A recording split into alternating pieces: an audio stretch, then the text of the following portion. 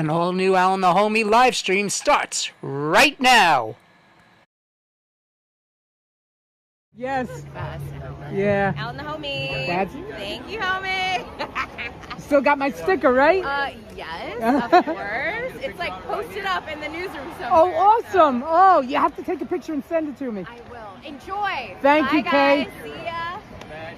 Kay Ingram, everybody from WNBC and New York Live. Check her out.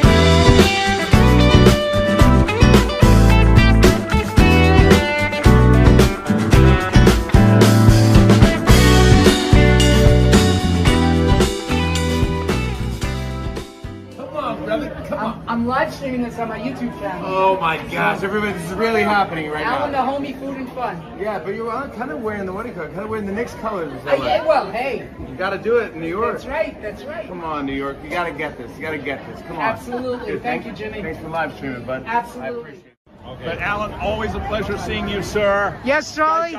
Guy's got a great channel. So, yeah.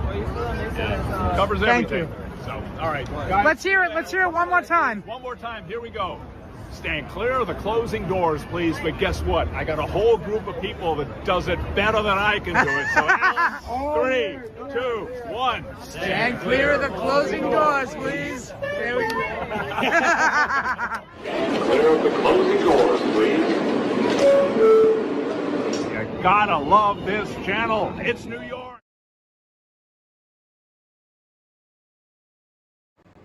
Hello, homies. Welcome to my bedroom. How's everybody doing? It is Saturday, January 31st, 2026.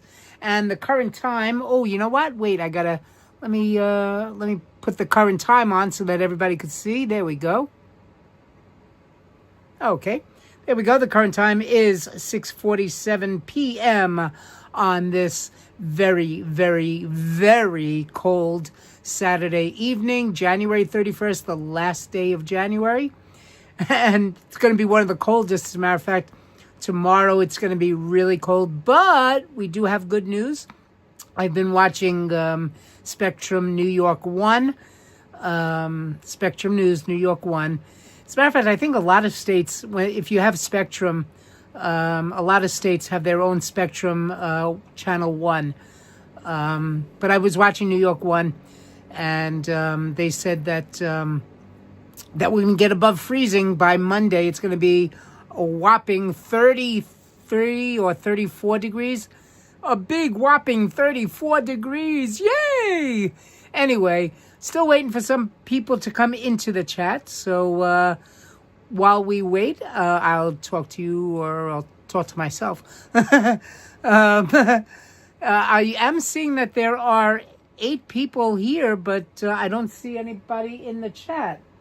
So I don't know what's going on. I do not see anybody in the chat. So hopefully people will show up. So let's wait a few moments for people to come in.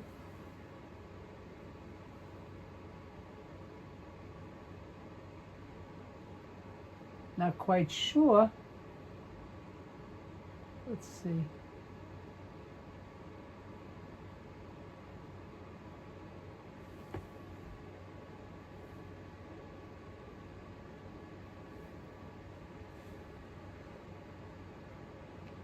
Where is everybody? Why isn't anybody here in the chat? This is weird.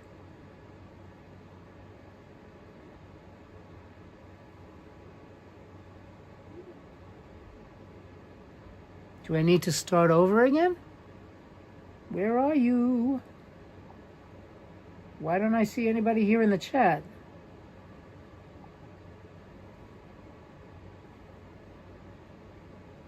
I hope I don't have to start over again, guys.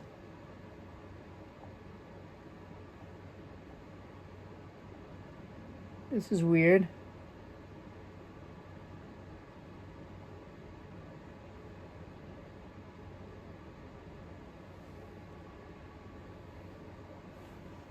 Oh, wait, here we go. Here we go. Joan Fitz. Hey, there's Joan and Sally. There we go. Okay, Joan, Sally, Janelle. Hey, Janelle. How you doing? Welcome, everybody. Okay, here we go. I was wondering where people were. I didn't see anybody coming in.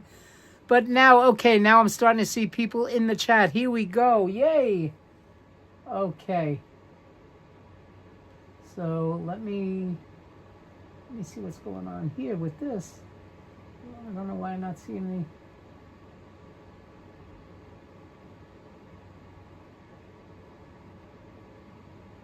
Okay, give me a second, guys. I gotta see what's going on here. Here we go. There we go. Okay. Boy, oh boy. And Susanna is here. Okay, here we go. Now it's starting to fill up. 12 people now in the chat. So hello, Joan. Hello, Susanna. And welcome to everybody. Joan Fitz, I haven't seen you in a while. Welcome back, Joan. I'm so glad that you're here. And I'm glad to see people are finally starting to come in. Anyway, so it's been, the last week or so has been so cold here in New York City. And I'm sure in most of the U.S. it's been very cold. But this is my January membership gifting. I'm going to be giving away 10 memberships. And there's Andrew. Hello to my dear lifelong friend and brother, Andrew. Hello. Happy Saturday evening. It is cold and windy in Tampa. Oh, my God. I can't believe Florida. I can't believe how cold it is in Florida. It's supposed to be warm in Florida. People go south just to get warm. And yeah, I don't understand. Most of the eastern seaboard. As a matter of fact, tomorrow, there's going to be a major snowstorm in the Carolinas. The Carolinas are going to get close to 18 inches of snow. The Carolinas, guys. This has been one heck of a winter so far. And hello to Rock and Stroll. All right. Hello, Rock and Stroll. How you doing?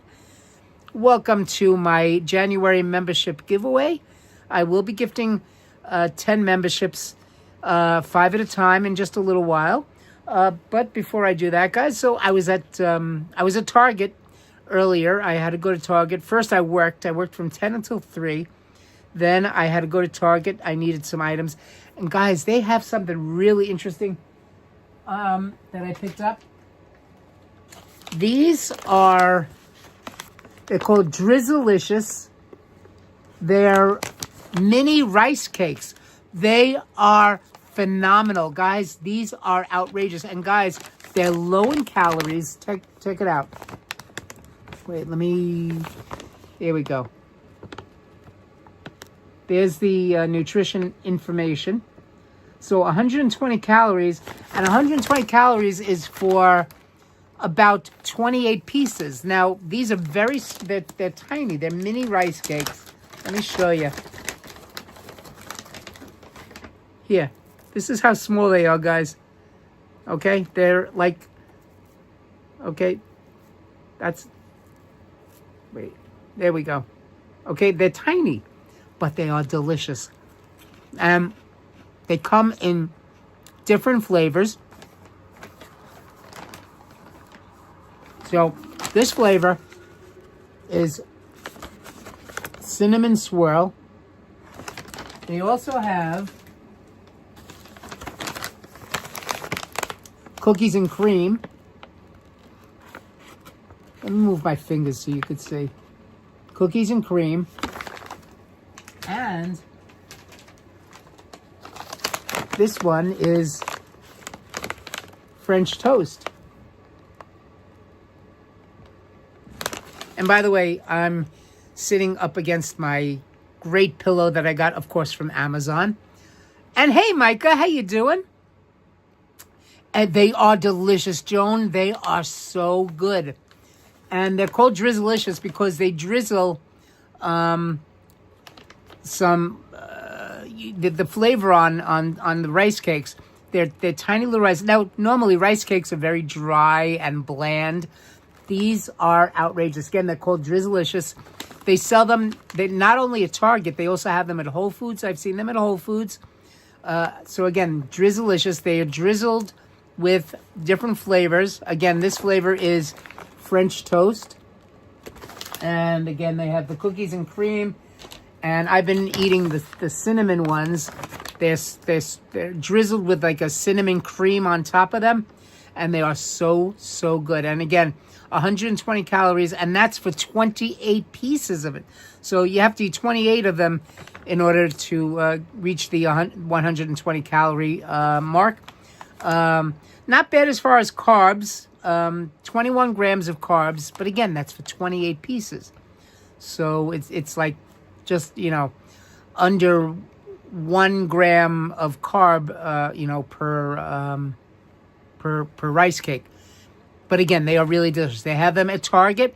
They have them at Whole Foods. Oh, and there's also another flavor that they have. They have what do you call it? S'mores. They have a s'mores flavor.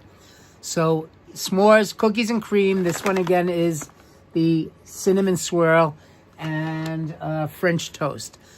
And they also sell them on Amazon. So, hey, Damien, how you doing? Andrew saying, I wonder if all Targets have them. They might. I know that I go to, there are 2 Targets that I go to here in Manhattan. I go to the one on 86th Street, between 3rd and Lex. And there's one in Harlem on 125th Street, just off of Malcolm X Boulevard. So I go to either one, and they both have them. And Whole Foods also has them. They have them at Whole Foods as well. So if you're in the vicinity of a Whole Foods or Target in your area, check them out. They are Drizzlicious. They really are. They're really, really good. So anyway, so we're going to be getting to the the memberships in just a little while, and of course, you know that we are going to do some trivia. We'll do a little bit of trivia, guys. And again, I'm not going to keep score. I haven't been keeping score lately. I don't know why. I do have prizes, but I just haven't been keeping. I guess I'm too lazy to keep score. Anyway, I am in my bed right now because I have my great pillow that I got from Amazon. And I've shown you this pillow before. And I love the fact that it's got the pockets over here. Look at these pockets, guys. I fill these pockets. This pocket I fill with tissues. So I have tissues in here. You probably can't see. There we go. So I have the tissues. And on the other side, I put my remotes. So, whoops. Okay. Anyway, let's see what I've been missing in the chat. Did you come across these by accident, or did you know about them? No, I came across them by accident, Andrew.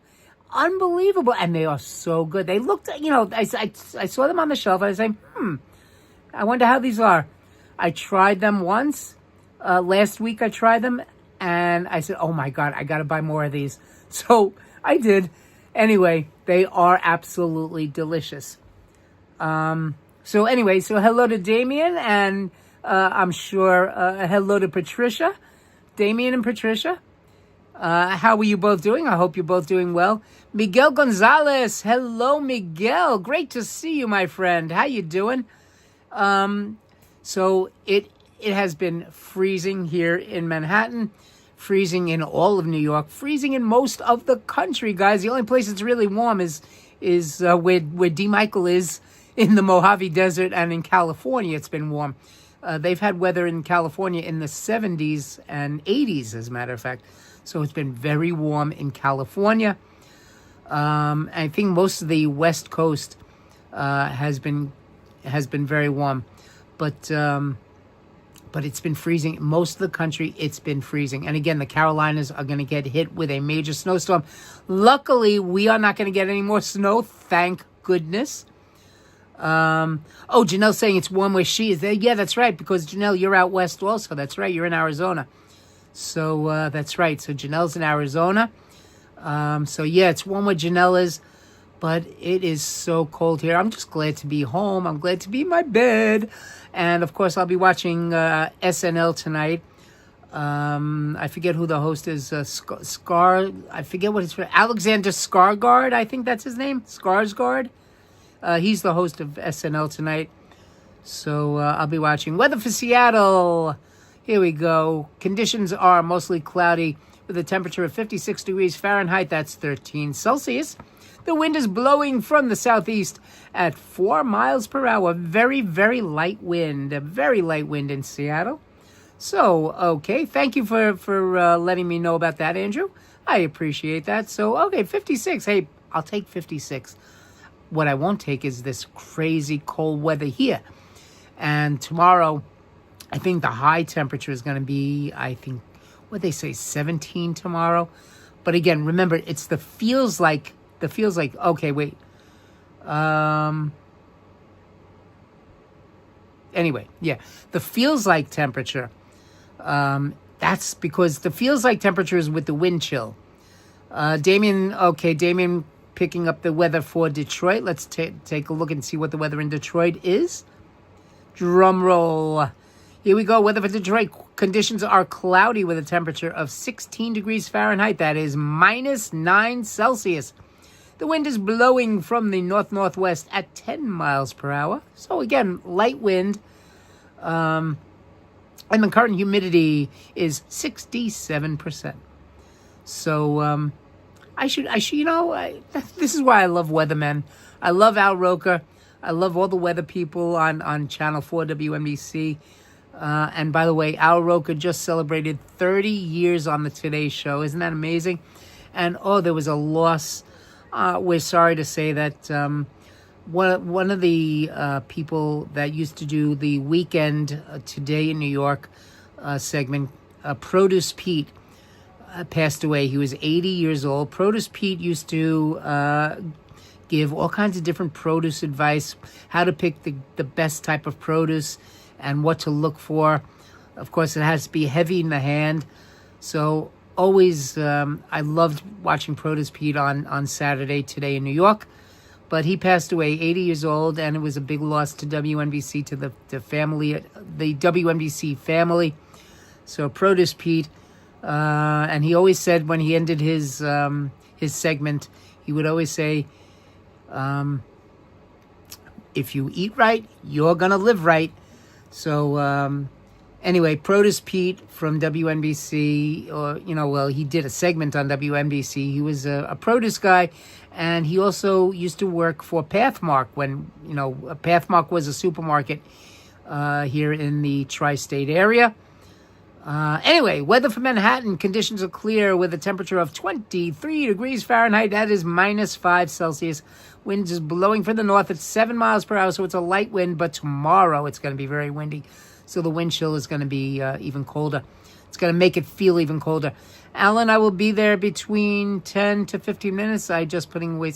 Oh, yeah, no problem. No problem, Ricardo. You take your time. I'll be here for a while. You know that. We're going to be here for a while. And I'm sorry I missed your stream, Ricardo. I had just seen when you were signing off. I just tuned on when you were signing off, Ricardo. So I'm sorry that I missed your stream. Anyway, but yeah, no problem, Ricardo. Take your time. So the time now is 7:03 in the PM here on the East Coast. And for those of you in the Western time zone, or the Pacific time zone, I should say, the people in the Pacific time zone. Hello to Patricia Cruz. How you doing, Patricia? And Joan Fitz saying, Produce Pete was the... Oh, yes, I know, Joan. We loved Produce Pete. I never met him in person. I wish I had. But yeah, he used to work at Pathmark. And yes, he will be missed. That's right, Joan. Alfred Coos. Hello, Alfred. How you doing, Alfred Coos? Clues. I'm sorry.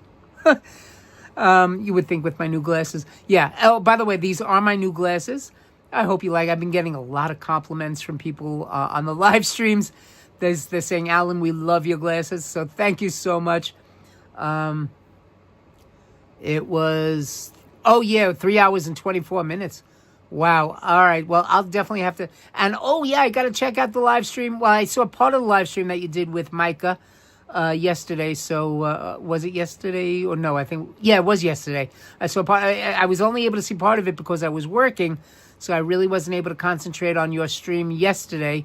And again, I missed your stream today. So I'll have to check that out as well.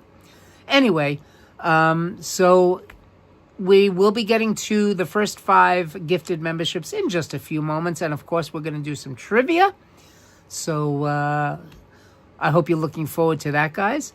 And it's just been so cold and crazy here. But thank goodness for my heater jacket. I love that jacket. That jacket is amazing. And I just ordered a pair of heated gloves that I should be getting next week sometime. Watch. It'll get warmer and I won't need the heated gloves. That's just my luck. Yeah. So I ordered the heated gloves. They were $42, I think, on Amazon. They were $42. And the jacket, which was not from Amazon, I got that. I saw an ad on Facebook. Was it Facebook or Instagram? One of the two. And I ordered the jacket from there. So, and that was like $40-something as well. Anyway, so yes, Ricardo, I will definitely check out your live stream. So hello again to Alfred Clues. 17 people here in the chat. Welcome, everybody. Thank you all for spending part of your Saturday evening here with the homie. So, you know what? Why don't we get to our first 5 memberships? So here we go.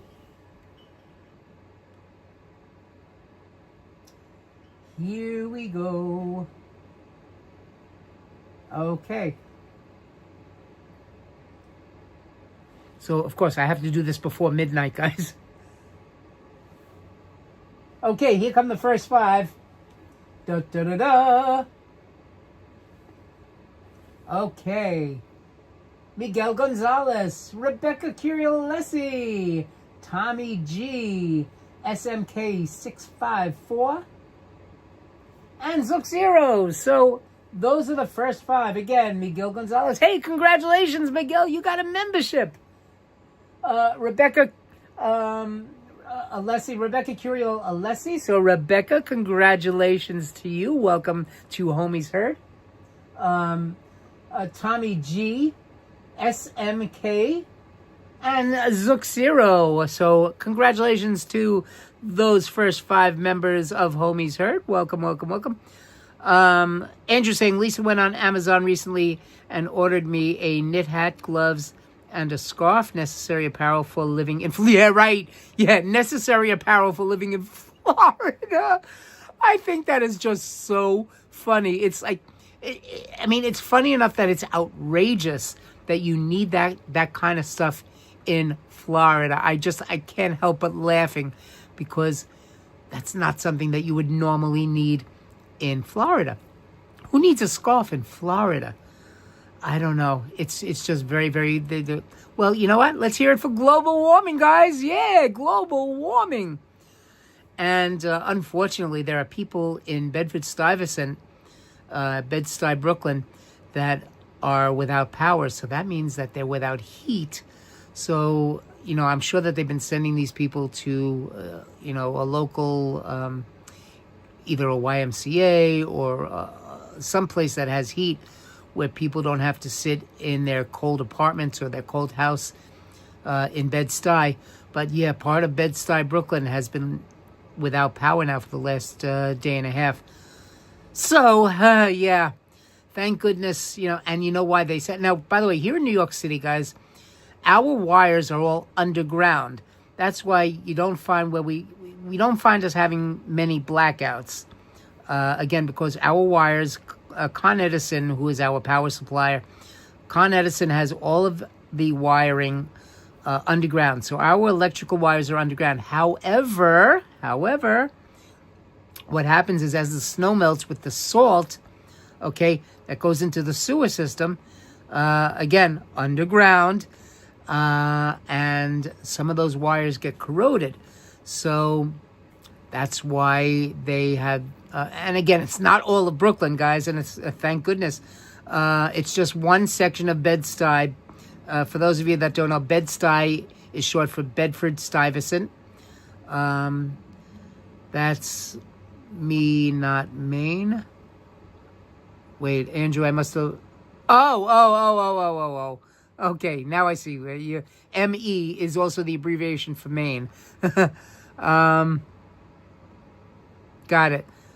So, Myrtle Beach is now getting snow. Saw it on the Earth Camp. Oh, wow, Alfred. Oh, my goodness. Wow, Myrtle Beach. Yeah, I'm telling you, this weather has been crazy. Again, areas where normally they do not get snow, and they are not prepared for this. They don't have the kind of equipment that we have here in the, Northeast. They don't have plows, again, so because it's unreal. It's not realistic. People down south normally don't get that kind of weather. Now, yes, there have been times where it's been cold and they've gotten frost, but I can't believe the Carolinas are going to get, certain parts of the Carolinas are going to be getting up to 18 inches of snow. Not all of the Carolinas, but certain parts of the Carolinas are going to be getting up to 18 inches of snow. So that'd be a lot of snow, guys. That'd be a lot of snow.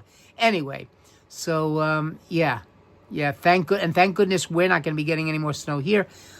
We may get some flurries later on next week. We may get a few flurries. But I think we've had our share of snow for now. But winter is not over yet, guys. Winter is definitely not over. We've still got another 2 more months. And we will see what happens on Groundhog Day. We'll see. Hey, maybe the groundhog will see his shadow. Who knows? We will see. Weather for Key West, Florida is conditions are cloudy, windy, with a temperature of 63 degrees Fahrenheit. That's 17 Celsius.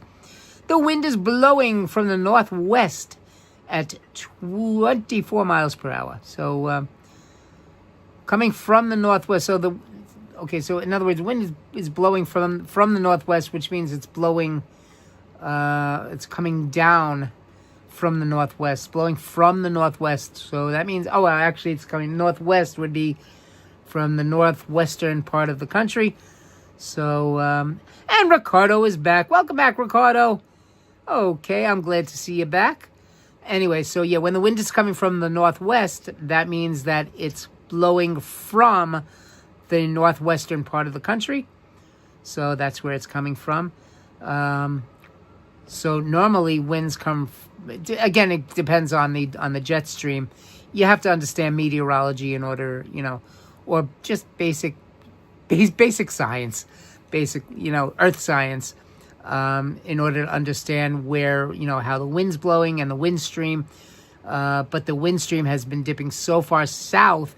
I mean, that's why Miami is going to be getting cold, because the jet stream is dipping so far to the south that it's below the tip of Florida. Okay, so the jet stream is going down. Well, it's it's going this way. Okay, so pretend that this is Florida. The jet stream is going like down and up into the Atlantic. So anyway, that's why it's so cold in Florida, because the jet stream is below the tip of Florida. So all of that cold air coming from the north is blowing down into Florida. So that's why it's so cold in Florida, and that's why they're getting snow in the Carolinas. It's because of the chilly air coming from the northwest. Anyway, so that is my basic science lesson for now. I have the hiccups, so I'm going to take a sip of water. I love this cup, by the way. This cup was given to me by my nephew for Hanukkah, my Hanukkah gift. So thank you to my wonderful, wonderful nephew. Anyway, and yes, happy Saturday. Happy Saturday to everybody. Damien, happy Saturday to you. And yes, thank you, Ricardo. Thank you for wishing everybody a happy Saturday. And okay, I think we can get rid of the clock. I don't think we need it anymore. It's 7:14, almost 7:15 now. I'll bring it back up later on, but we don't need it. Let's just wait until it hits 7:15, and then I'll get rid of it. And okie doke. There we go. So we don't need that anymore. Anyway, guys, so if you like the stream, please make sure you hit that like button. Thank you so much. I appreciate it. Okay, so why don't we get to some trivia? Again, I'm not going to keep score. I don't feel like keeping score. I'm too lazy. Let's see. What topic should we start with now? There's a whole topic on Coney Island. How many of you want to do how many of you want to do some questions on Coney Island? Why not?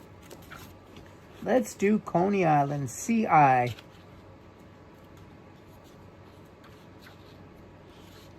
Okay, here we go.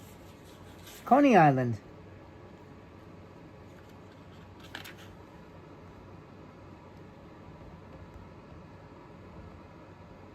Okay.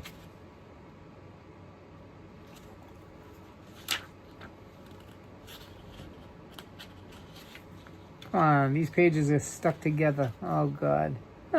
Here we go. Coney Island. Okay. Okay, guys, here we go. Here's the first question. Again, the topic is Coney Island. And, oh, wait, let me see something. Andrew saying, cure for hiccups. Place a handkerchief over a glass of water, hold it firmly, and drink the water simultaneously. I don't know why it works, but it does. This isn't a joke. Hey, interesting. I've never heard that one before. I've heard of holding your breath. I've heard of somebody scared. Anyway, I mean, I just took a sip of water and the hiccups are gone. But interesting. Okay, Andrew, thank you. Alfred Clues saying, Alan, I remember when you explained the Jewish holidays. No, I think it was Passover that I was explaining. I was explaining Passover, and I will explain it again because we've got some new people that have joined us since last Passover. Matter of fact, Passover this year begins April 1st. April 1st. So, being that tomorrow is February 1st, 2 more months. So 2 months from tomorrow will be the first night of Passover. So I will do a special holiday edition of At Home with the Homie, explaining what the holiday of Passover is, what it's all about. So for those of you that are unfamiliar with Passover, I will be more than happy to explain it to you guys. Again, we don't do religion, you know, we're not talking about, you know, but a lot of people are interested. They want to know why, you know, what the Jewish holidays are about. So again, we're not promoting Judaism, we're not promoting religion, but people want to know about the holidays. So I will be more than happy to explain it to those people that want to know more about it. Again, we have new people that have joined us since last Passover, so they weren't at the explanation that I did. So I will be more than happy to do that again for you guys. It would be my pleasure to do that. Anyway, here comes the first question. Coney Island. Here we go. This structure stood at Coney Island in 1885. Again, this structure stood at Coney Island in 1885. Here are your choices. A, the nation's first recycling plant. B, the Statue of Liberty. C, a 12-story wooden Empire State Building. Or D, a 6-story hotel shaped like an elephant. Once again, this structure stood at Coney Island in 1885. Again, most of us were not here. I was, unfortunately, I wasn't here either. Okay, this structure stood at Coney Island in 1885. A, the nation's first recycling plant. B, the Statue of Liberty. C, a 12-story wooden Empire State Building, or D, a 6-story hotel shaped like an elephant. Is it A, B, C, or D? And welcome back to Susanna. And again, for those of you that are wondering why it looks like I'm laying in my bed, it is because I am laying in my bed. I've got my bolster pillow right behind me. Actually, here it is, right here, my bolster pillow. I love this pillow. Got it on Amazon. Okay, here we go. Andrew saying D. D. Michael, hey, D. D. Michael saying D. A D for D. Joan Fitz saying the Statue of Liberty. That was B. Ricardo saying D. And Nicole. Hello, Nicole. How you doing? Nicole joining us from Jersey. You from Jersey? I'm from Jersey. You from Jersey? 11 yikes. Let's go. Thank you, D. Michael. Hello, Nicole joining us from Jersey. Those of you that remember the old Saturday Night Live, that was a skit that they used to do. You from Jersey? I'm from Jersey. You from Jersey? Anyway, so, and if you missed the question, guys, don't worry about it. This is only question number 1. And I'm not keeping score, guys. I'm not keeping score. I'm just too lazy. Patricia saying Statue of Liberty. Let's get that answer in, guys. Quickly, quickly. Okay, guys, time is up. The correct answer is choice D, a 6-story hotel shaped like an elephant. The colossal elephant was called Lucy. It was originally constructed to be a hotel. However, this idea was abandoned in favor of using the interior space as an auditorium. Today, Lucy the Elephant is a historic landmark, and she proudly stands at the seaside town of Margate in New Jersey. So if you've ever been down to the area of Margate, New Jersey, down in southern New Jersey, Lucy the Elephant was originally a structure in Coney Island that was going to be used as a hotel. However, they abandoned that in favor of using the interior space as an auditorium, and now Lucy the Elephant proudly stands in Margate, New Jersey, where they just, as a matter of fact, they just last season, they did some major repairs on Lucy. So if you happen to be down in Margate, down in southern New Jersey, go check out Lucy the Elephant. It is a landmark, a historic landmark.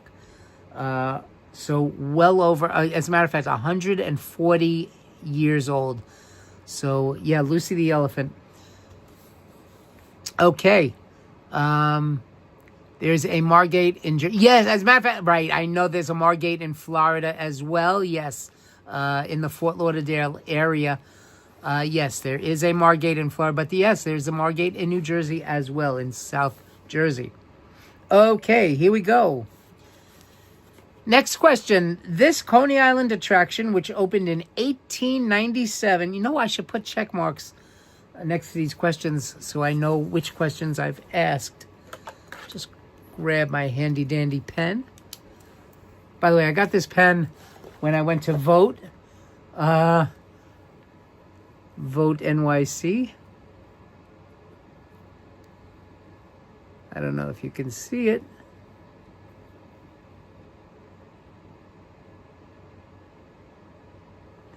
So, handy dandy pen. And as a matter of fact, here's the pen part. And then at the bottom, there's a thing that, you know, what do they call this thing? That you can use on, you know, on your electronic devices. Anyway.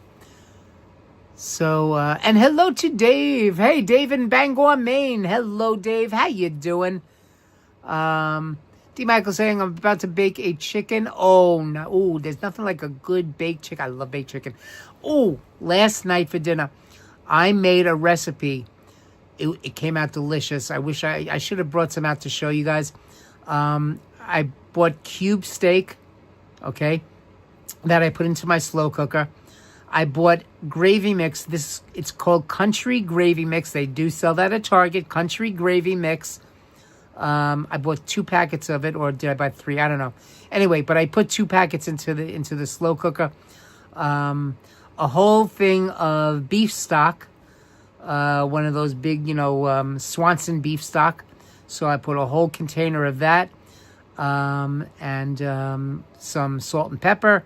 And I let that cook for about 5 hours in my slow cooker. Then I prepared some egg noodles that I made on the regular stove. I boiled them up, and then I added the egg noodles in to the beef, and it's like almost like a beef stroganoff, but without the cream. I know that for beef stroganoff you have to use either a sour cream or heavy cream. And it came out fantastic, guys. OMG. It came out really, really delicious. Guys, if you don't have a slow cooker or a crock pot, you have to get one. You must get one. Guys, you put everything in, all the ingredients, you just put it in, you set it, and forget it. Guys, I love my crock pot. It is awesome. The best invention. The best. The best, Jerry. The best. How many of you remember that episode of Seinfeld? Here were a couple of episodes of Seinfeld. The best, Jerry, the best. Anyway, okay. Getting back to trivia. I know I'm boring some of you guys, or at least I hope I'm not boring you. Anyway, and Dave saying, doing well, Alan. Just got home.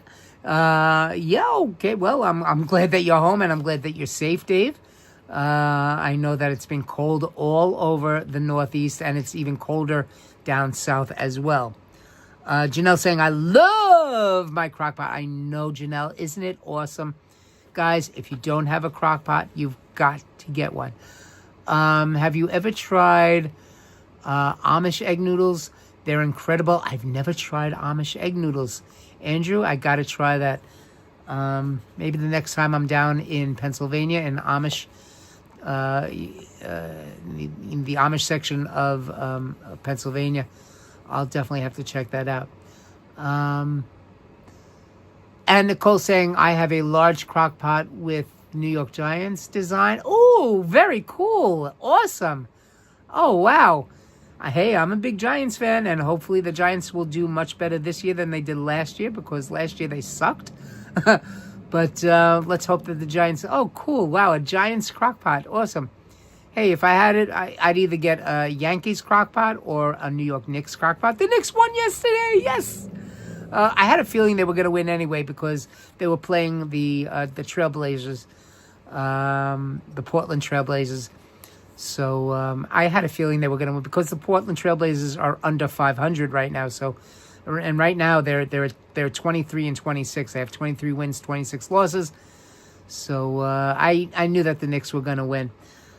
Dave is saying it's 10 degrees. Wow, it's 10. But what's the feels like temperature? It's probably even colder. Probably even colder than that. If somebody wants to do a weather check for Bangor, Maine, we'll find out. Well, we won't find out what the feels like temperature is. But anyway, and welcome back, Micah. Hello, Micah. Anyway, okay. I just keep going off on a tangent, guys. Let's go to question number 2. Here we go.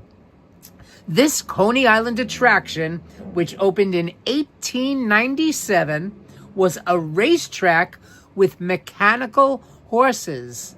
Again, this Coney Island attraction, which opened in 1897, was a racetrack with mechanical horses. Was it A, steeplechase, B, Belmont, C, hot dog, or D, Mr. Ed? The Giants got themselves oh, yes. Yeah, you got that right. They definitely, I got to say, they definitely have a great head coach this year. Absolutely. Yes, Damien. Absolutely. Let's hope that Mike Harbaugh will do a really, really good job. It's Mike Harbaugh? Oh, John, I'm sorry. I think Mike is his brother, right? Yeah, John Harbaugh. John Harbaugh was hired as the 21st head coach of the New York Giants in January. Yes, so yeah, just this month he was hired. Okay, so here we go. Patricia saying steeplechase. Nicole saying A, steeplechase. D. Michael saying, hey, Damien.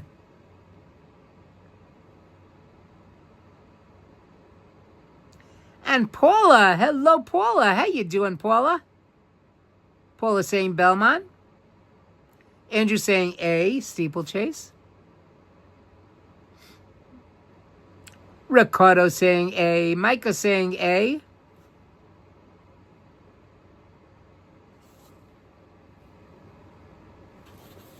So I'm going to put a little check mark next to the questions that I asked so that I don't ask them again.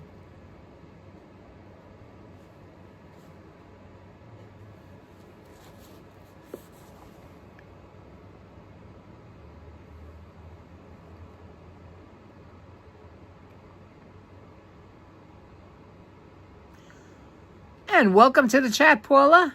Glad you're here. Dave in Bangor, Maine saying A. D. Michael saying eh? Eh? Are you from Canada, D. Michael? Eh? Are you from Canada, eh? Okay, guys, let's get that answer in quickly. Again, I'm not keeping score, guys. Damien saying A.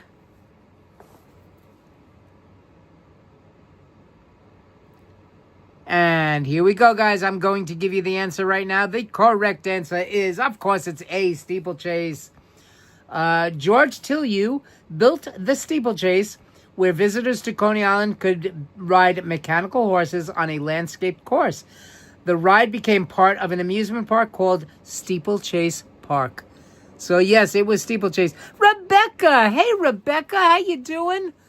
So glad that you're here. And yes, you are now a member of Homie's Herd. Congratulations. My pleasure. And here she goes. She just dropped the how sweet it is home emojis. Thank you so much. Thank you, Rebecca. And again, guys, these are my new glasses. I got them from Cohn's Fashion Optical. I showed them, I premiered them on the live stream that Ricardo did when we did the collab. So, again, they are very expensive glasses. They are titanium. So, and they're very, very lightweight, guys. And the lenses are also very, very expensive. So, they've got an anti-scratch and whatever. But they're transitional lenses, which means there's two lenses in one. There's a lens up on top where I could see for distance, and then the lens on the bottom I could see close up things. So it's two lenses in one. They're bifocals, but they're not the type of bifocals where it's like a half of an eye. I hate those. Anyway, so so I love these glasses. Cohn's Fashion Optical. Love the glasses. They're awesome. And eventually somewhere down the line, I may get the old frames. I may get the same lenses put into my old frames as well. So I'll have a second pair, but I'm not going to do that yet. I'm not going to do that for a while. So anyway, again, here is the question. So everybody, everybody that's a choice A, you were correct. Yes, steeplechase. Okay, here we go. Question number 3. Put a little check mark so that I know that I asked this question. Okay. This exhibition at Coney Island in 1904 was the first appearance of its kind in the United States. Once again, this exhibition at Coney Island in 1904 was the first appearance of its kind in the United States. Was it A, infant incubators, B, telephones, C, TVs, or D, electric guitars? Once again, this exhibition at Coney Island in 1904 was the first appearance of its kind in the United States. Was it A, infant incubators, B, telephones, C, TVs, or D, electric guitars?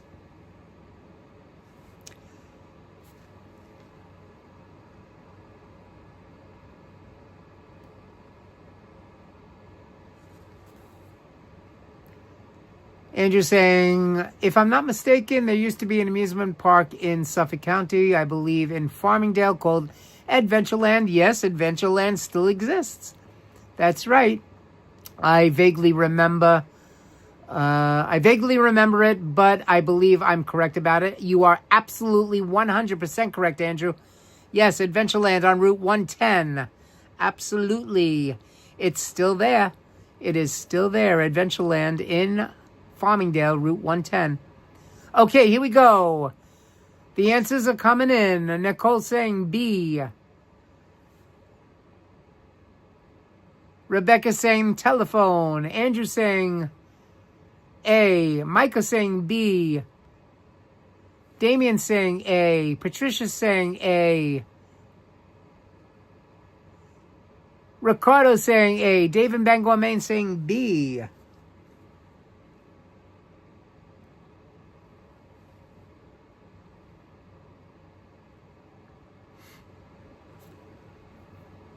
And, ooh, I feel like I'm going to sneeze. Anyway, the correct answer is A, infant incubators.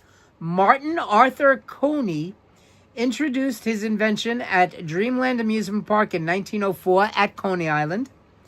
The public witnessed premature babies nursed to health at the incubator building. Yes, incubators, now, of course, currently incubators are used for premature babies to keep them warm, so that, so that their blood temperature will stay at a normal rate, because babies that are born prematurely, they need to be kept warm. So that's why they keep them in incubators. So very interesting. Yes, it wasn't the telephone. It was infant incubators. Interesting. Wow, that's right. Everybody's saying wow. Nicole saying wow. Rebecca saying oh wow. Yes. Okay. Here we go. Next question. Let me flip the page. Okay. With this next question, you've got a 50-50 chance of answering it correctly because it is a true or false question. Rebecca saying that really does make the most sense given the location, etc. Yeah, exactly. We need an incubator in the house tonight. Yeah, exactly, Andrew, right? Oh, boy. I'm nice and comfortable here in my bedroom. Windows shut tightly, and of course the heat is on. So it is nice and warm, toasty warm in here. And of course, I've got my thermal shirt. So, and I was dressed even warmer than this when I was outside because I was dressed in layers. I had a heavy sweater on top of my thermal. And of course, my heated jacket, which I love. I love that heated jacket, guys. For those of you that want to invest in it, and it was not expensive, guys. If you want to invest in it, go on. As a matter of fact, I've seen it on Amazon. The only reason I bought it from either Facebook or Instagram, one of those two, I forget which one it was.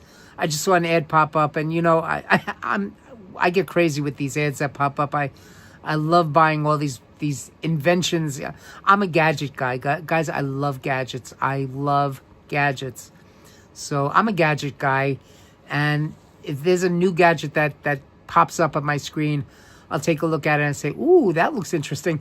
So I'm definitely into gadgets. Okay, here we go. Next question. True or false?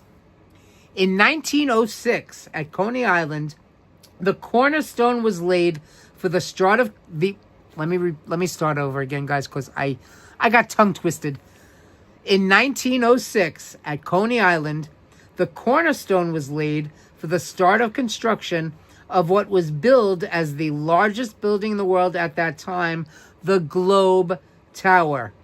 Again, in 1906, at Coney Island, the cornerstone was laid for the start of construction of what was billed as the largest building in the world at that time, the Globe Tower. Is that true or false? You got a 50-50 chance of getting it right.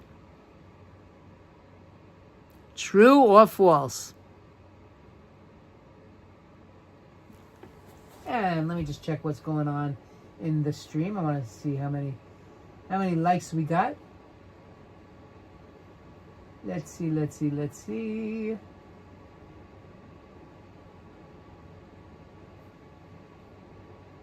I gotta refresh.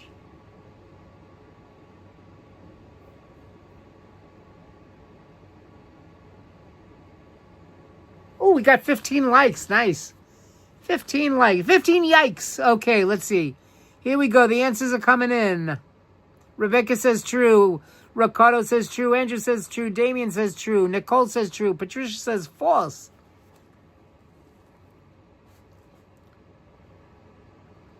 Let's get those answers in quickly, guys.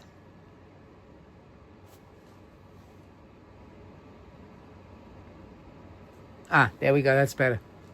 Well, no, that's not better because... There we go. Okay. I didn't want my head to get chopped off. See, because if I sit back like this, then the top of my head gets chopped off. Is there anybody else that wants to take a guess? Micah, where are you? What happened to Micah? What happened to Janelle? You guys still here?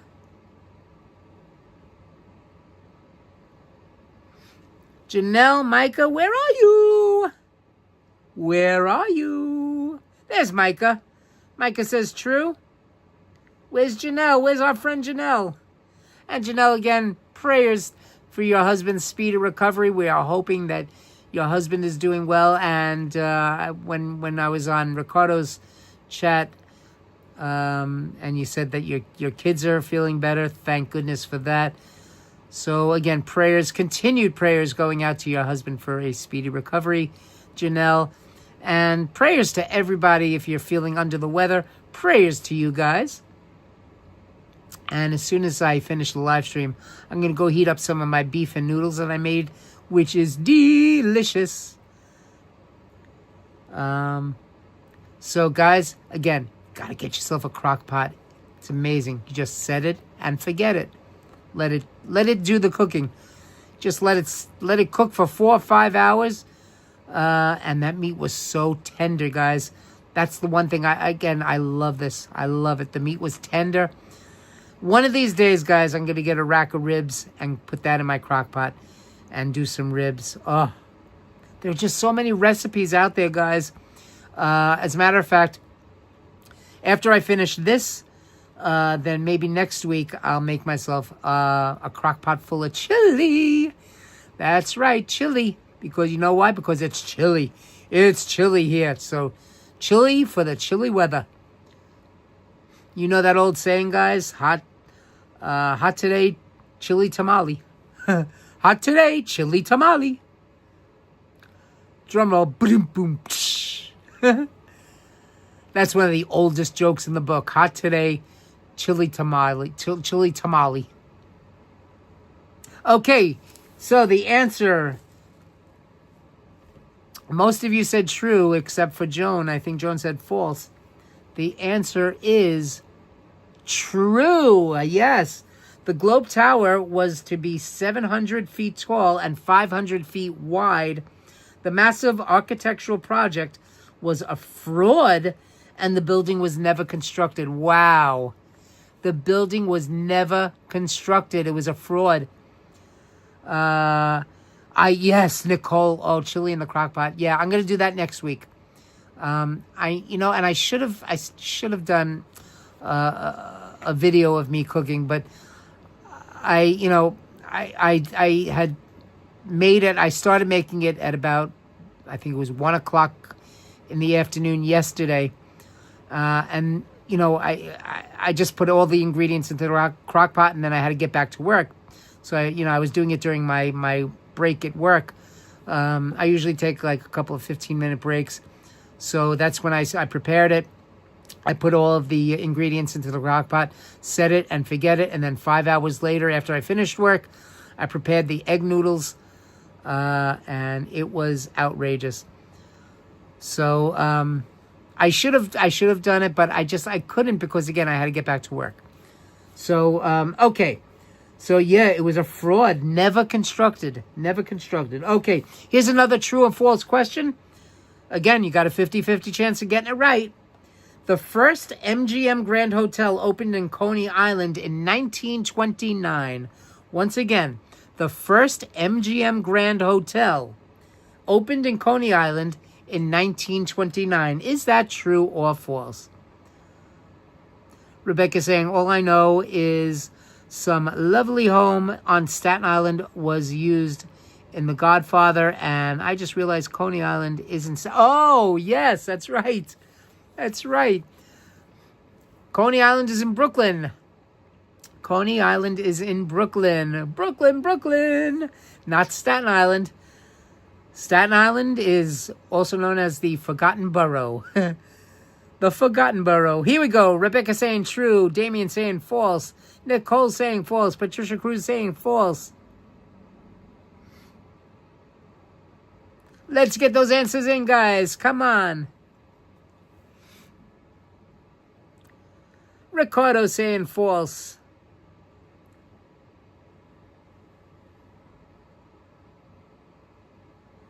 Rebecca saying yes, sir.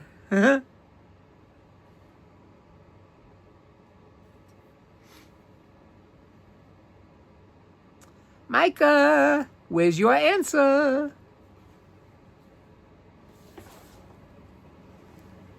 I forgot to put a check mark.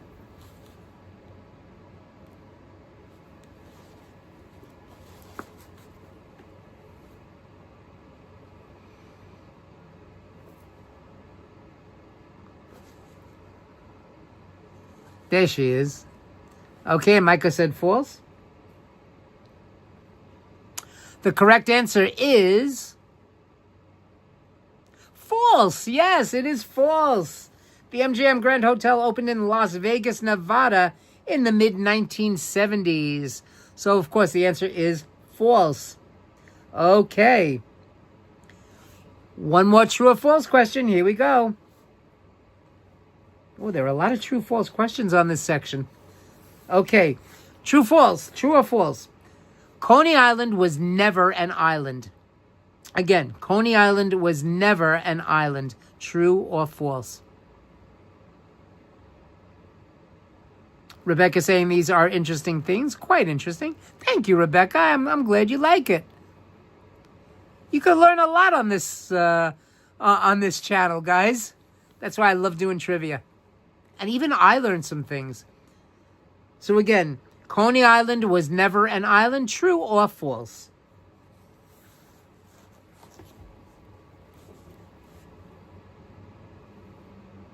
Okay, Rebecca saying false.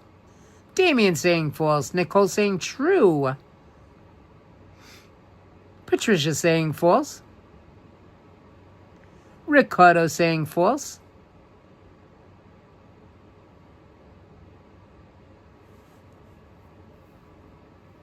Janelle's back. Hey, Janelle, welcome back. Janelle saying false.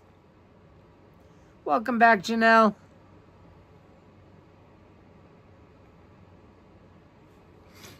I don't know.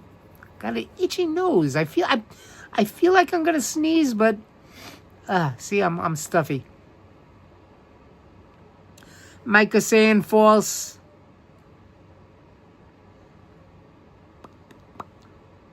Oh, okay, no problem, Janelle. I'm glad you're back. Janelle had to take a phone call, no problem. Nicole saying, oh no, I put true. I see that I seem to be wrong, LOL.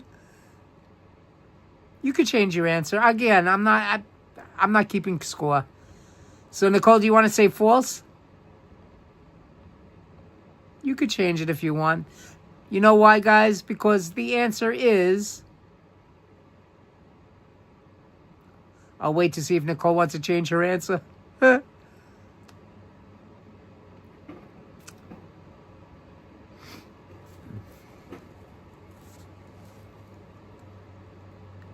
Janelle saying it was once an island and considered a peninsula, I think. Andrew just sent us $10. Thank you, Andrew. Oh, and by the way, Janelle, I saw you sent a $5 super sticker or super chat earlier in the preview, on the preview. So thank you, Janelle. You're both going to get how sweet it is.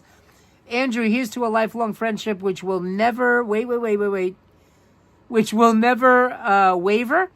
And I'm so privileged to know Alan all these years. He's an incredible human being, and his parents did a hell of a job raising. Oh, Andrew, thank you. Hershey's kisses. So Hershey's kisses to you, Andrew. Hershey's kisses to Janelle for sending a $5 super chat earlier in the preview. So thank you to both of you. Let's give you both a how sweet it is. There we go. Thank you both so much. Thank you, thank you, thank you, thank you. Hershey's kisses to you. How sweet it is. Thank you, thank you, thank you. I appreciate you guys. Ricardo sending the how sweet it is and the Hershey's kisses home emojis. Thank you so much, Ricardo. I appreciate that. And let's give you some Hershey's kisses as well. There we go. There's the Hershey's kisses. Wee, wee, wee. Uh-oh. Okay. We can get rid of that. There we go. Janelle dropping the Hershey's Kisses home emojis. Thank you so much, Janelle. So again, thank you both so much. $5 from Janelle, $10 from Andrew. Thank you, guys. I love you guys. And again, can't do this without you guys. You know why? Can't do this without you. Because there's no us without you. Always remember that, guys. There's no us without you. Okay. The correct answer was false. Coney Island was an island. Coney Island was an island in the Atlantic Ocean with a creek separating it from the rest of Brooklyn. The creek was later filled in. The area was mostly undeveloped in the mid-19th century. So in the 1800s, Coney Island was an island, yes. So the answer to that is false. Coney Island was an island, yes. Okay. Forgot to put the check mark. There we go.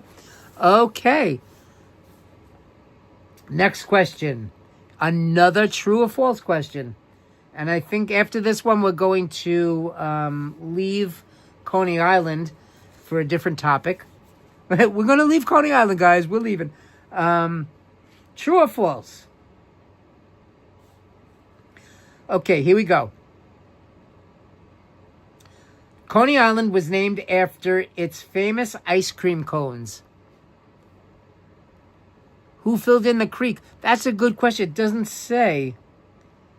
It just says the creek was later filled in, Rebecca, but it doesn't say who filled it in. And what was the name of the creek? That's another good question. Here, all it says is Coney Island was an island in the Atlantic Ocean with a creek separating it from the rest of Brooklyn. The creek was later filled in. The area was mostly undeveloped until the mid-19th century. So those are two very good questions. Who filled it in and what was the name of the creek? Okay, so true or false? Coney Island was named after its famous ice cream cones. Is that true or false? The answers are coming in. Andrew saying false. Rebecca saying false. Nicole saying false. Damien saying false. But those were two excellent questions. You know something? I'm going to have to Google it.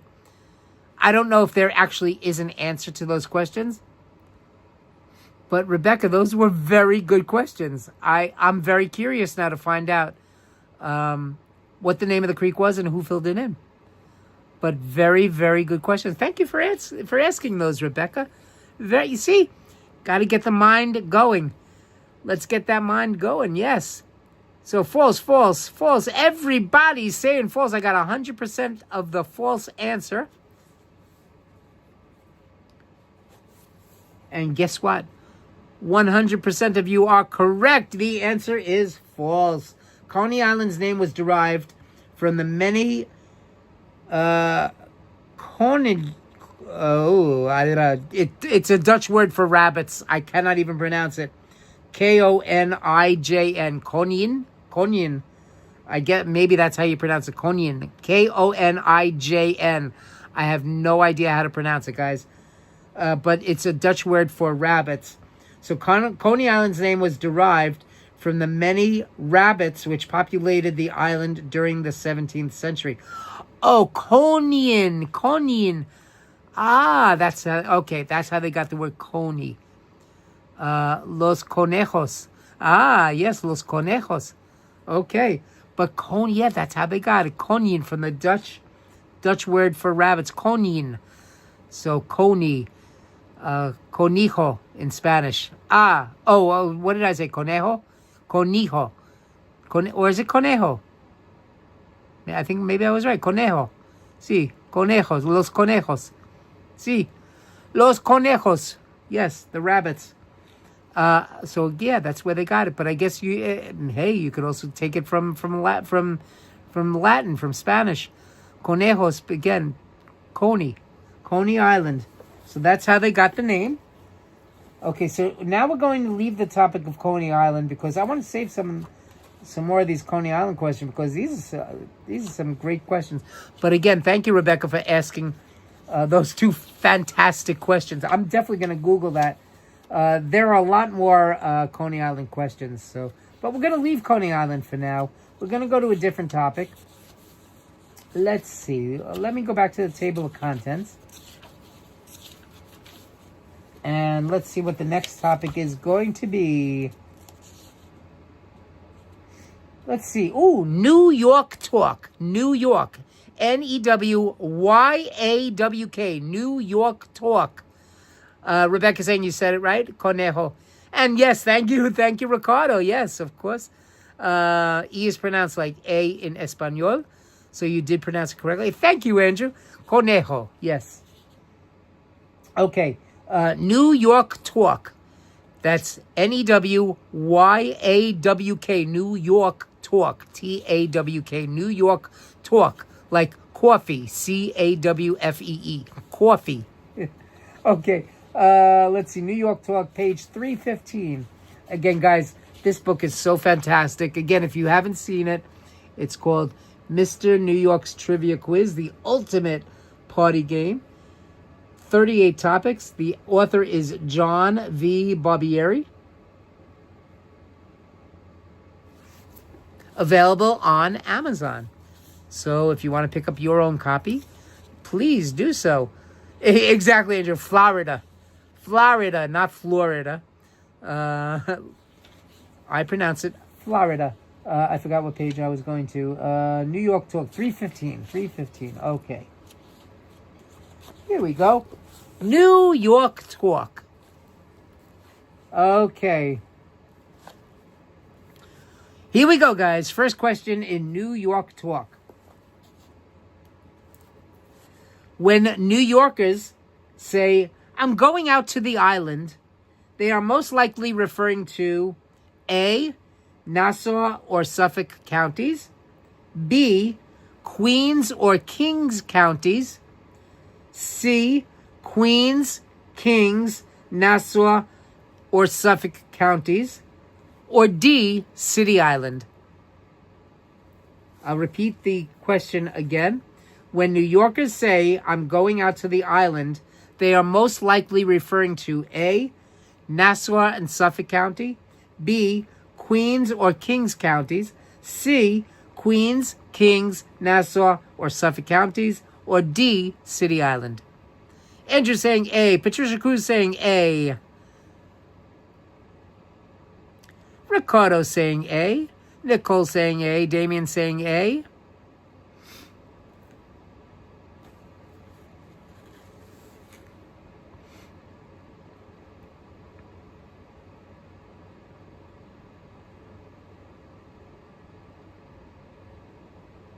So far we've got 4. Rebecca saying, I thought Fire Island. Nassau? That's right, Damien. I'm walking here. I'm walking and talking, drinking my coffee, made with fresh New York City water. So yes, A. Rebecca saying A. Fire Island is in Suffolk County. Yes, it is, certainly is. I've been to Fire Island many, many times. Used to love going out there. The houses in Fire Island are gorgeous.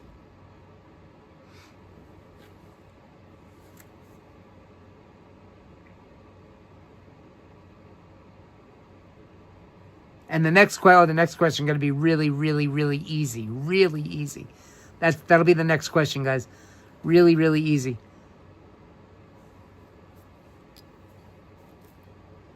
Okay, let's get those answers in. There's still some people that haven't answered. Micah answered A.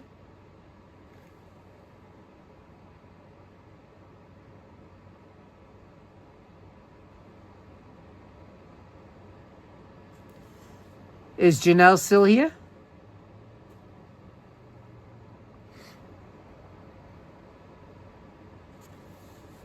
I'm about to give you the answer. If you said A, you are absolutely 100% correct. Yes. Geographically, Long Island encompasses 4 counties: Queens, Kings, which is Brooklyn. Kings County is Brooklyn. Nassau and Suffolk. Long Island. Notice I say Long Island, because that's the way we New Yorkers say it. Long Island. We connect the G to the word island. We call it Long Island. That's the way we New Yorkers say it, Long Island. Woohoo! That's right, Rebecca.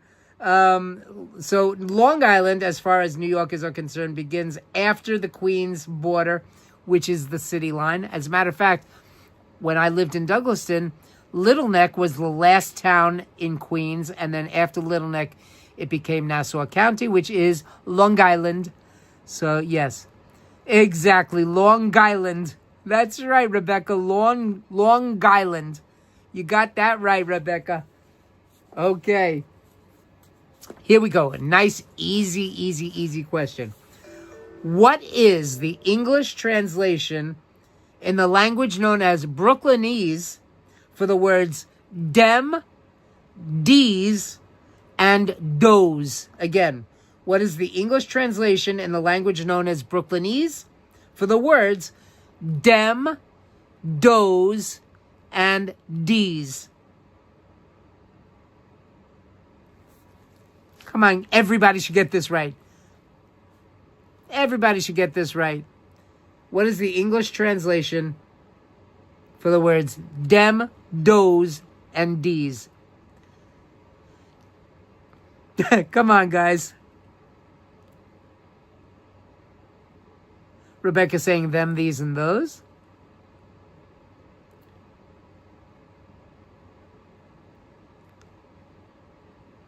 I'm going with them.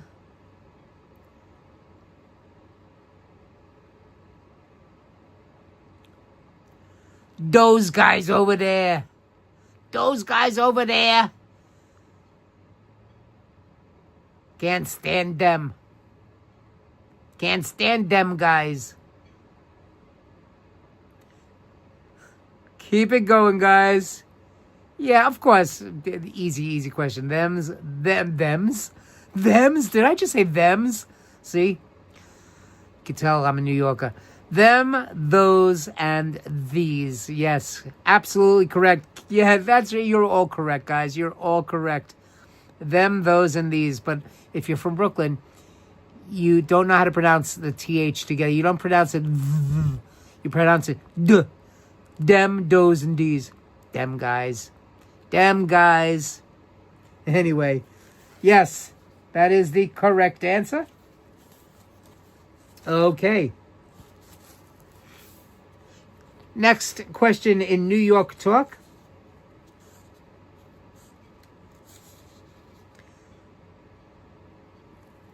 Okay. Most New Yorkers in the metropolitan area refer to Manhattan as A, El Centro, B, the island, C, the city, or D, the Met. Again, most New Yorkers in the metropolitan area refer to Manhattan, the borough that I'm in right now, Manhattan, as A, El Centro, B, the island, C, the city, or D, the Met. Patricia saying C. Nicole saying C. Rebecca saying C. Damien saying the city, C.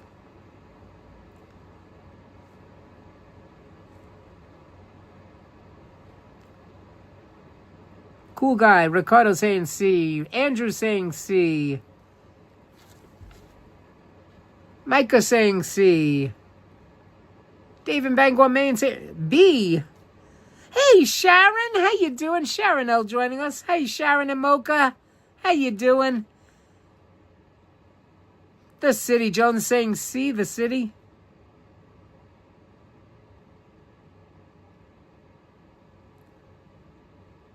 And C, senor. Of course, the answer is C. Yes, the city. Hey, guys, we're going into the city. Of course, when you say the city, you are always referring to Manhattan. So, yes, Manhattan is referred to as the city. Hey, guys, we're going into the city. You want to go? We're going to hop on the subway. Yes, we're going into the city. That means we are going to Manhattan. That is correct, guys. Very good, very good, very good. Okay, put a little check mark there. And we'll do another question in New York Talk, and then we're going to do the last 5 membership gifts. So one more New York Talk. Okay, let's see.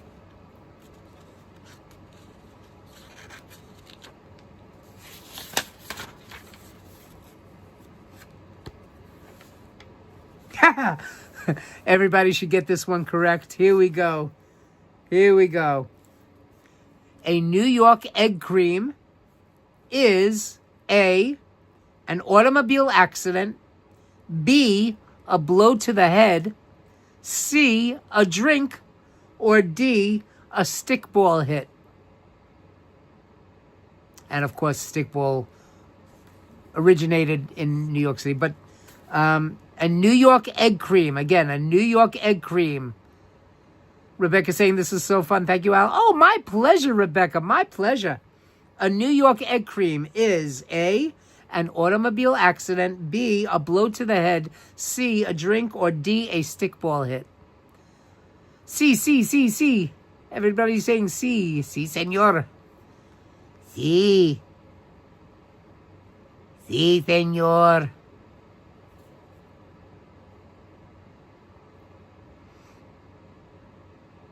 Everybody's saying C. We don't have an answer from Micah. There we go, Micah. Micah says C.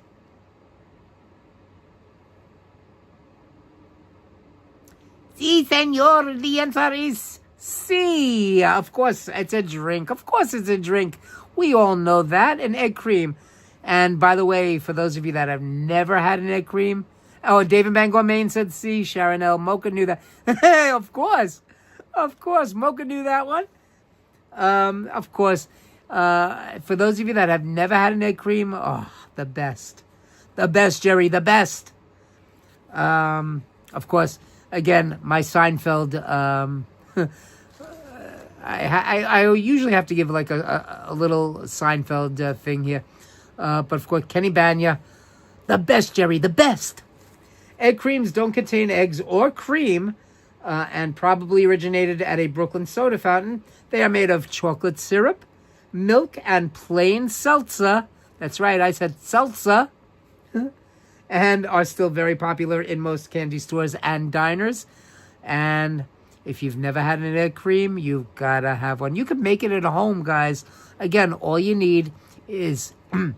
and you can buy any kind of chocolate syrup. But, of course, the most popular chocolate syrup here in New York is U-Bet. Spelled U, the letter U, hyphen B-E-T, U-Bet chocolate syrup. Andrew saying, I've been working out, Jerry. I've been working out, Jerry. I'm huge. Kenny Banya. Yes. The best, Jerry. The best. And yes, an egg cream is the best. You can make it at home. Chocolate syrup, milk, and seltzer. But the milk, by the way, the milk has to be ice cold. Now, even though I'm not a milk drinker, I usually drink oat milk. I put oat milk in my cereal, and when I drink coffee, I don't put any milk in. I drink my coffee black. But that's besides the point. Chocolate syrup, milk. The milk has to be ice cold milk, and seltzer. You stir it up, and you have an egg cream. So we're going to take a break from the trivia questions, and we're going to do our last 5 membership gifts, and then we'll get back to some more trivia. Okay? So here we go. Here come our next 5 gifts.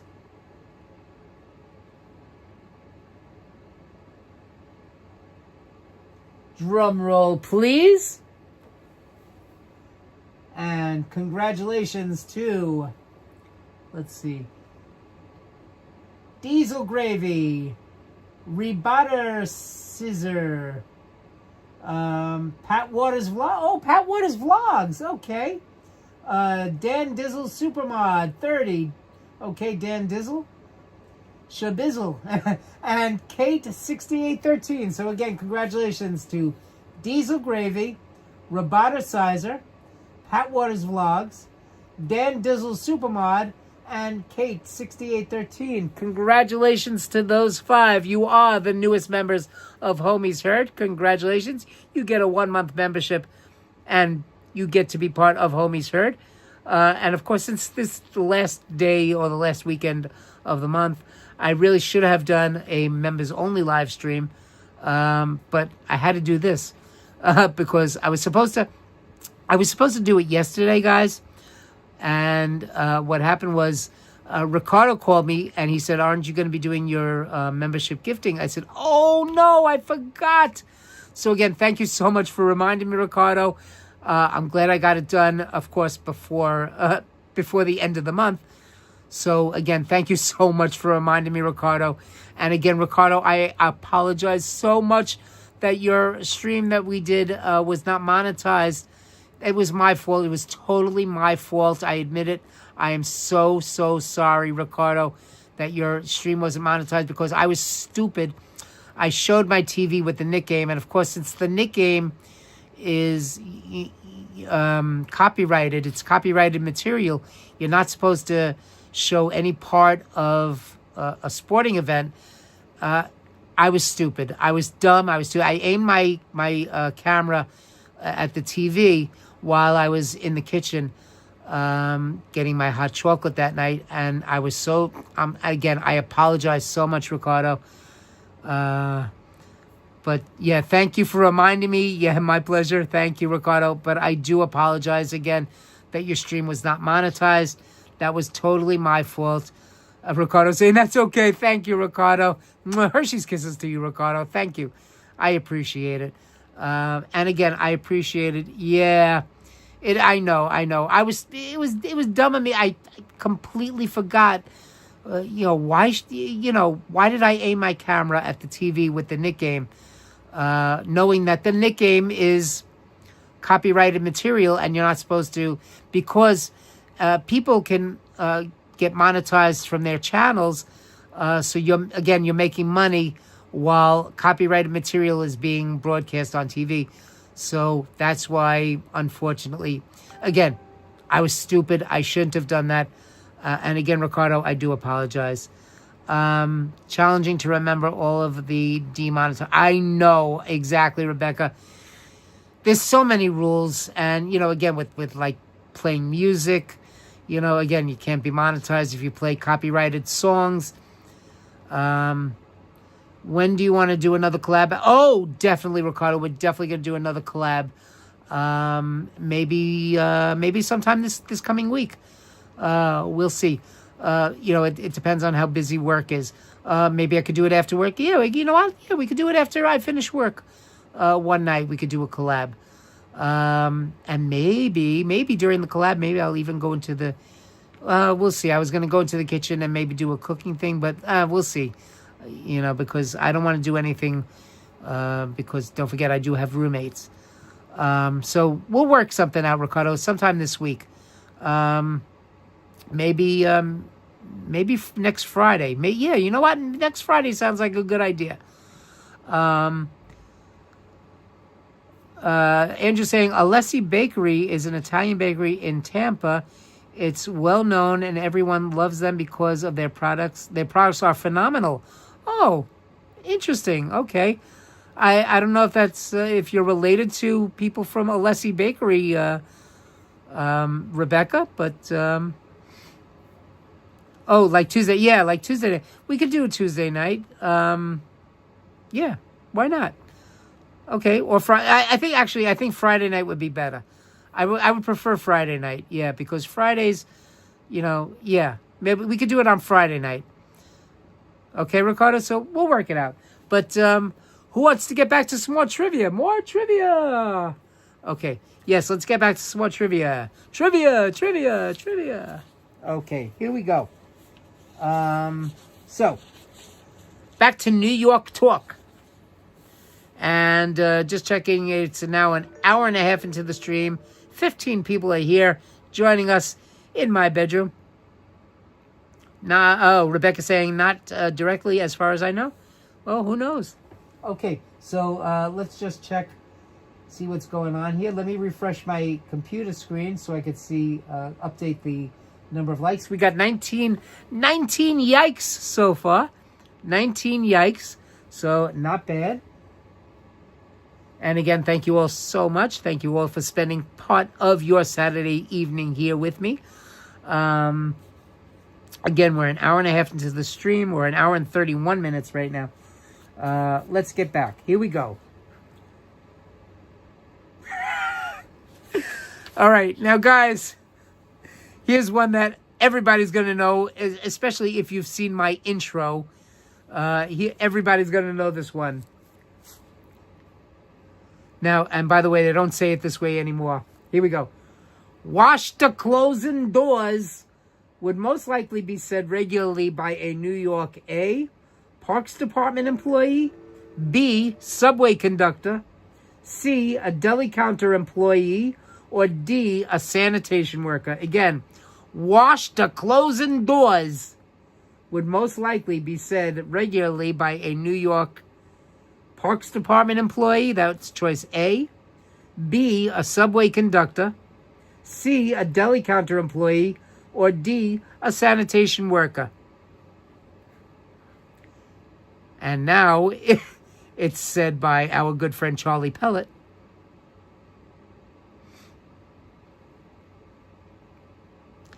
Butcher saying B, Damien saying B, Rebecca saying B, Micah saying B, Nicole saying B, Ricardo saying B.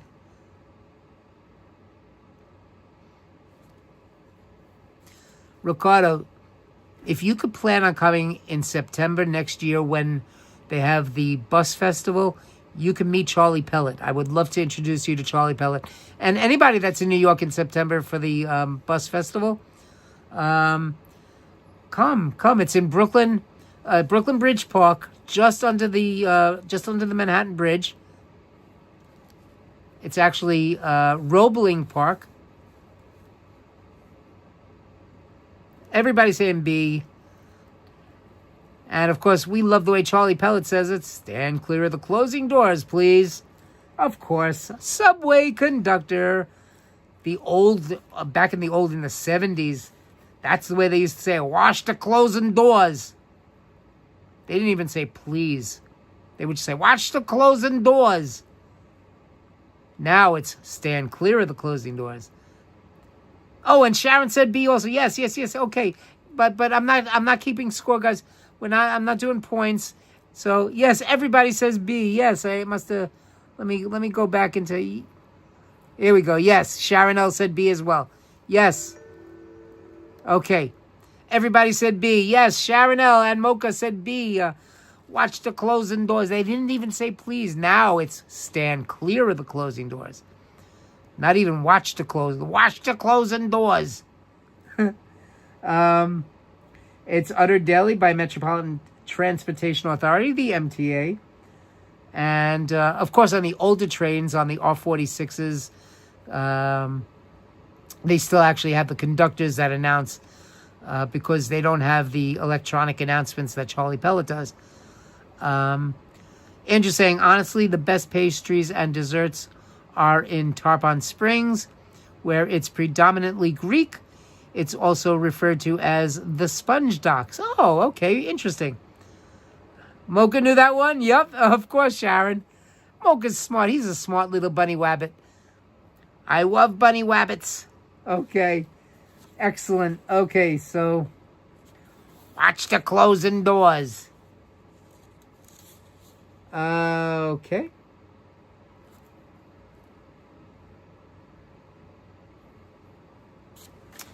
Here's one everybody should know. Again, New York talk. Times Square is also popularly known as A, Amsterdam. Oh, Janelle saying, oh, pastries are my weakness.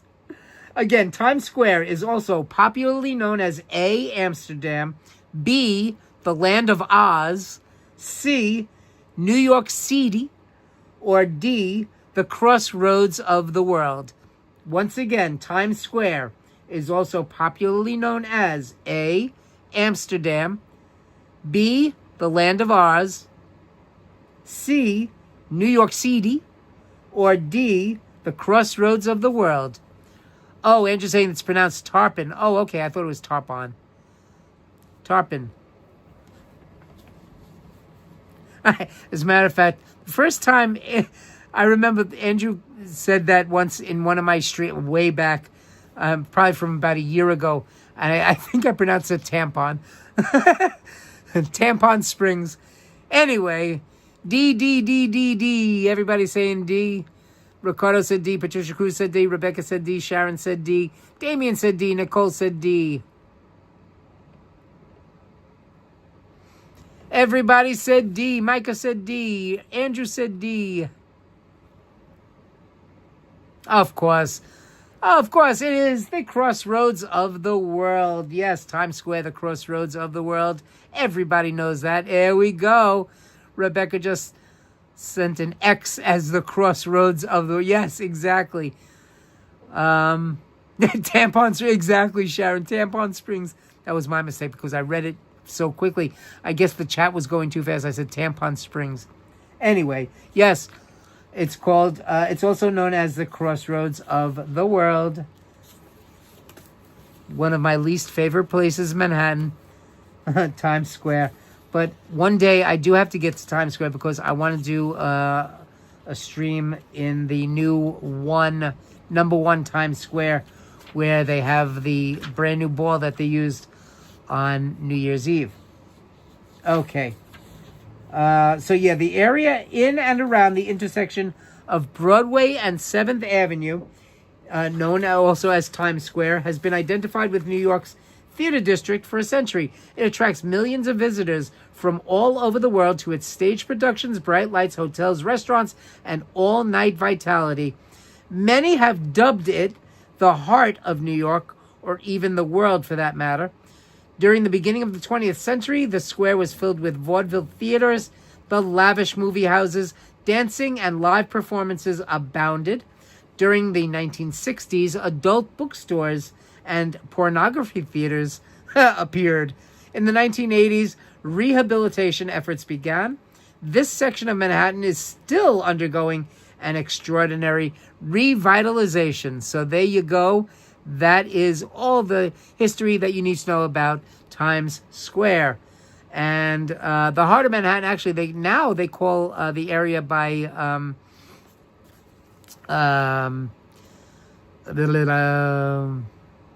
what am I thinking of? Not Madison Square Garden. Oh my goodness. Where NBC is. They call that the heart of New York City. Alan, have you ever been to the Actors Temple on 47th? No, but I've heard about it. I definitely have to get there. Yes. I definitely have to get there. It's not exactly a feminine hygiene product. Tampon Springs.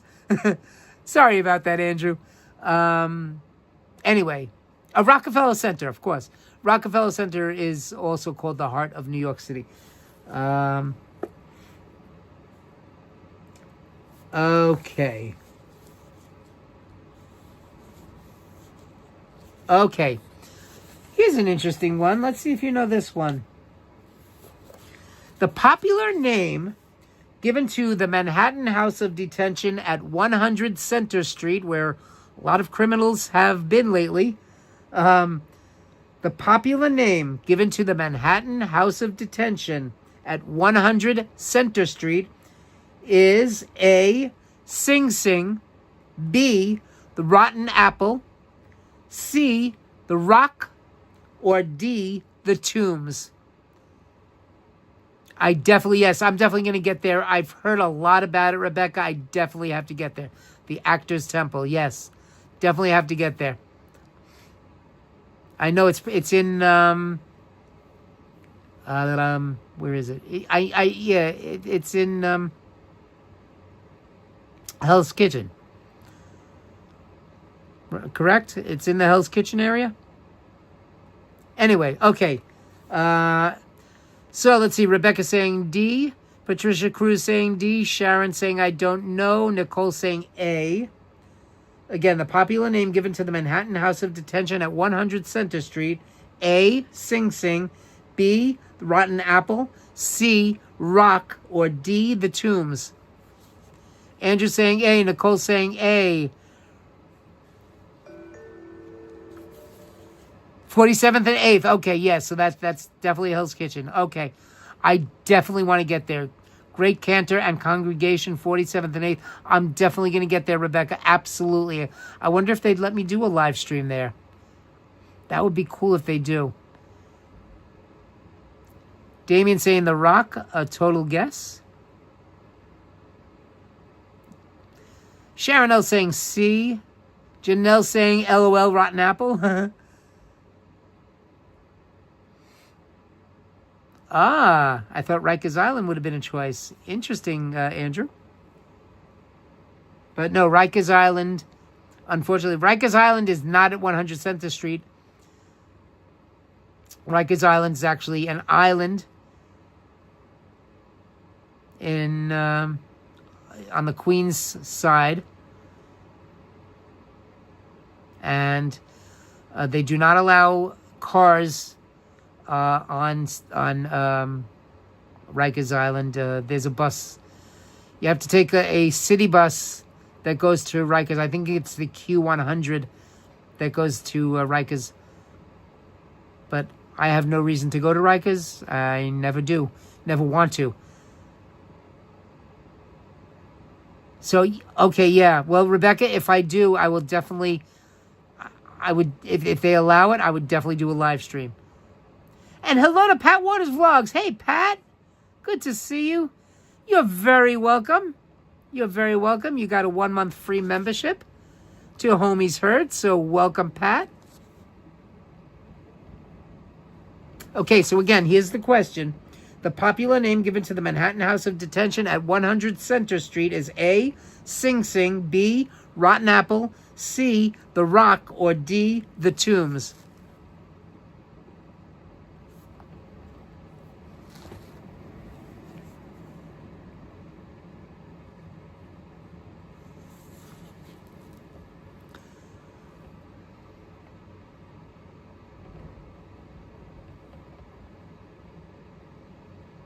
Okay.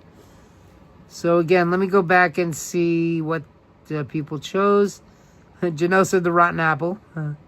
Sharon L said C. Damien said C. Ricardo said A. Andrew said A. Nicole said A. Nicole said A twice. Patricia Cruz said D. Rebecca said D.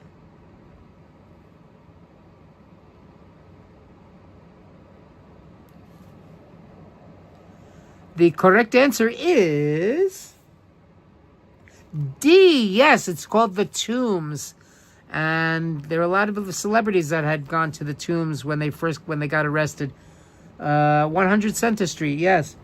The Tombs refers to the original prison building on the opposite side of the street from 100 Center Street, which had the appearance of an Egyptian tomb.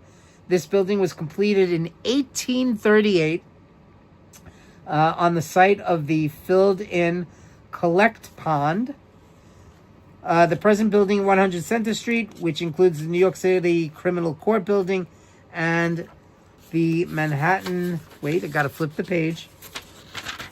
The Manhattan House of Detention was the third prison to occupy this general area. Thusly, it still carries the original name. Today's Manhattan House of Detention in 1939, aka also known as the Tombs, was renovated in 1986 and is a modern prison facility accommodating approximately 900 inmates. Interesting fact. So, yes, it was the Tombs. Rebecca's saying they're moving it. I heard something about that, but still not sure yet. Still not sure. And they were supposed to be closing Rikers Island, but who knows what's going on with that? Who knows? But definitely not a place that I need to ever go to. Okay.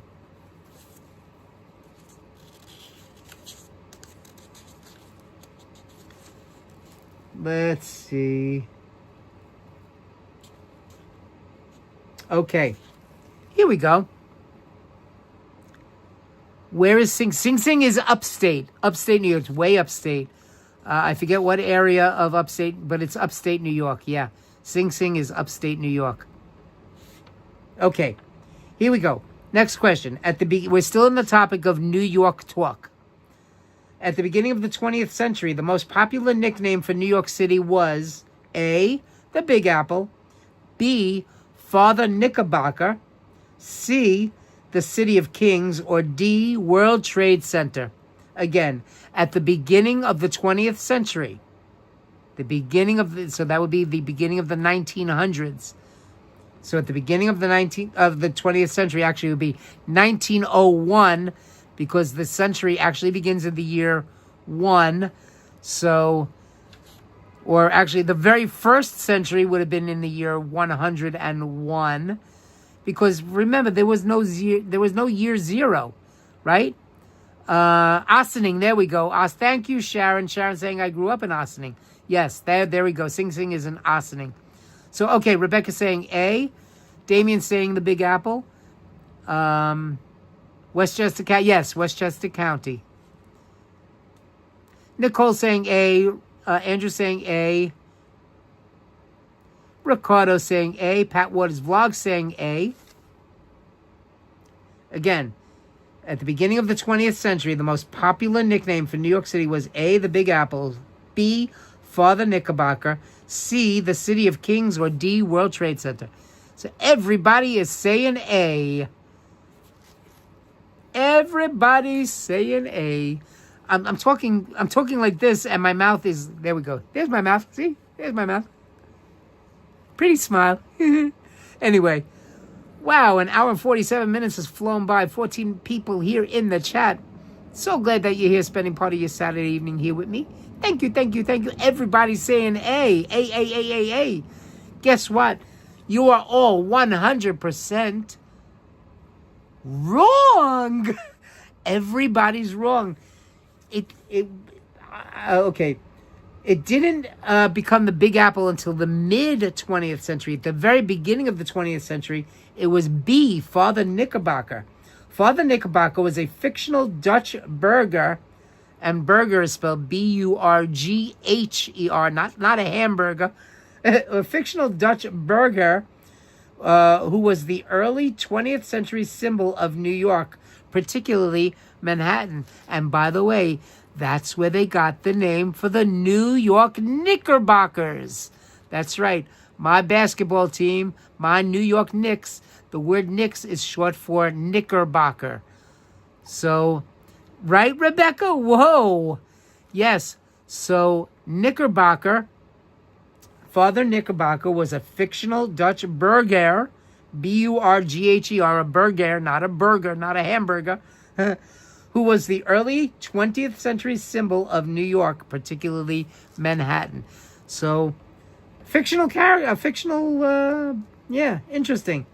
Early 20th century symbol of New York. And again, that's where they got the name for my New York Knicks, because the word Knick is short for Knickerbockers. So, of course, that's my basketball team, the New York Knickerbockers.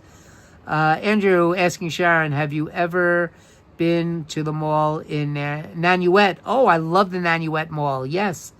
When my cousin lived in Spring Valley, which is very close to Nanuet's next town over from Nanuet, we used to go to Nanuet Mall when we used to go visit him. So, yeah.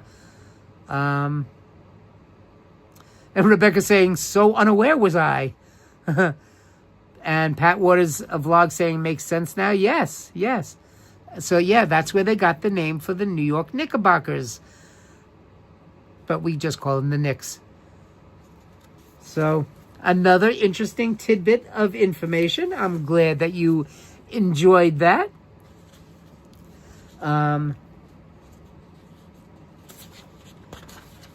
Okay.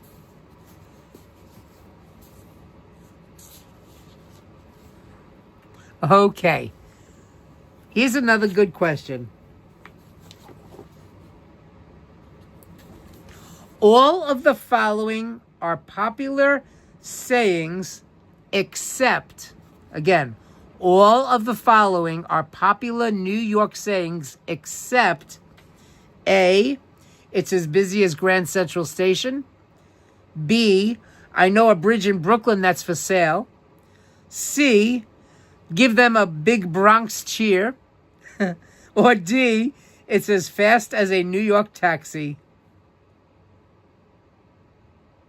Again, all of the following are popular New York sayings except A, it's as busy as Grand Central Station.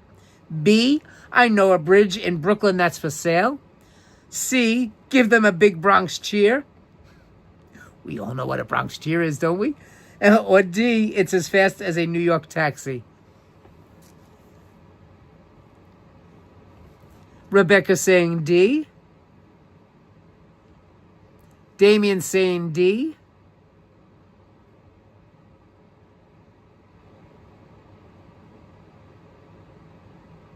Come on, guys. Let's get that answer in. Andrew saying D. Ricardo saying D. Nicole saying D. Patricia Cruz saying D.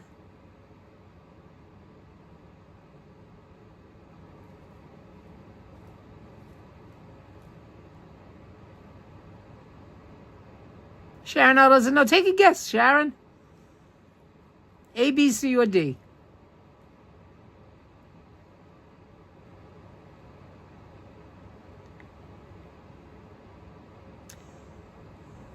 Got a 25% chance.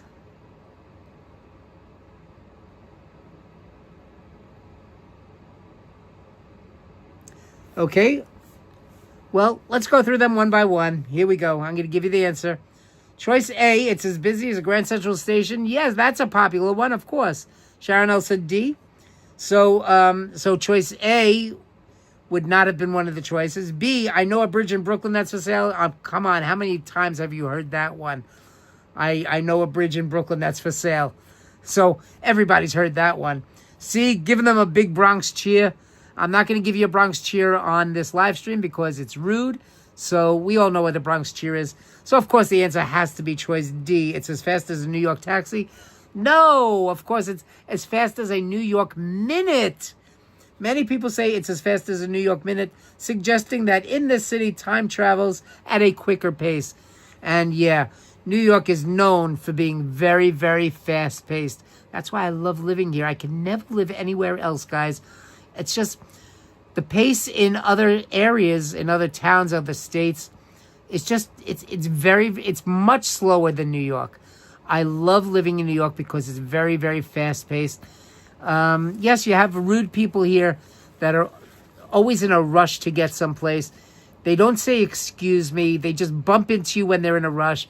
And that's the one bad thing the one thing that makes New York bad, New York City actually, because of the rudeness of some people.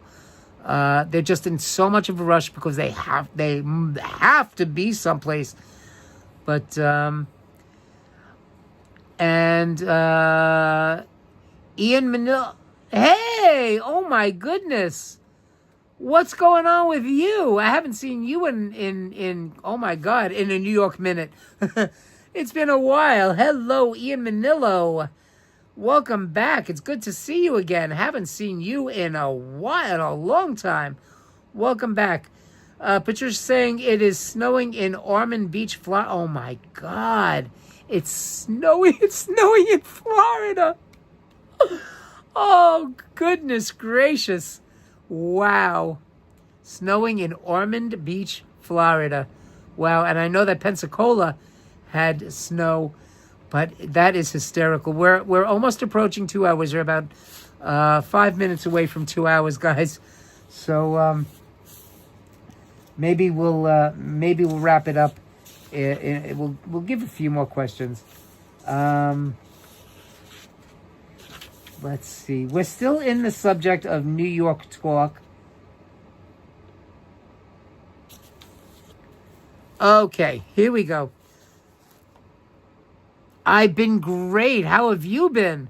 It's been a while. It's definitely been a New York minute. Definitely. Haven't seen you in a long time. But welcome back. I'm glad you're here.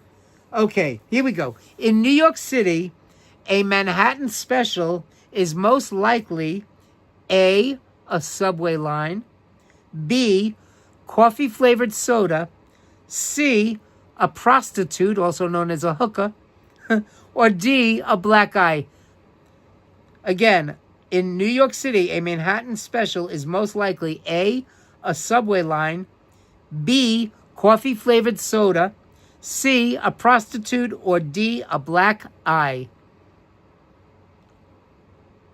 Oh, I'm glad to hear that, Ian. I'm glad to hear that you're doing well.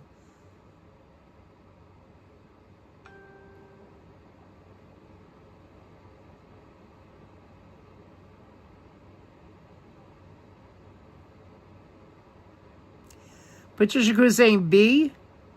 Ian saying B. Coffee-flavored soda. Sharon L. saying B. Damien saying B. Ricardo saying B.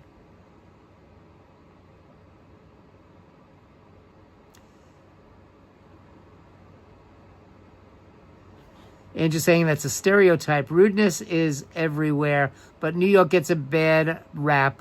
People in Great Neck, for example, are stereotyped for their arrogance.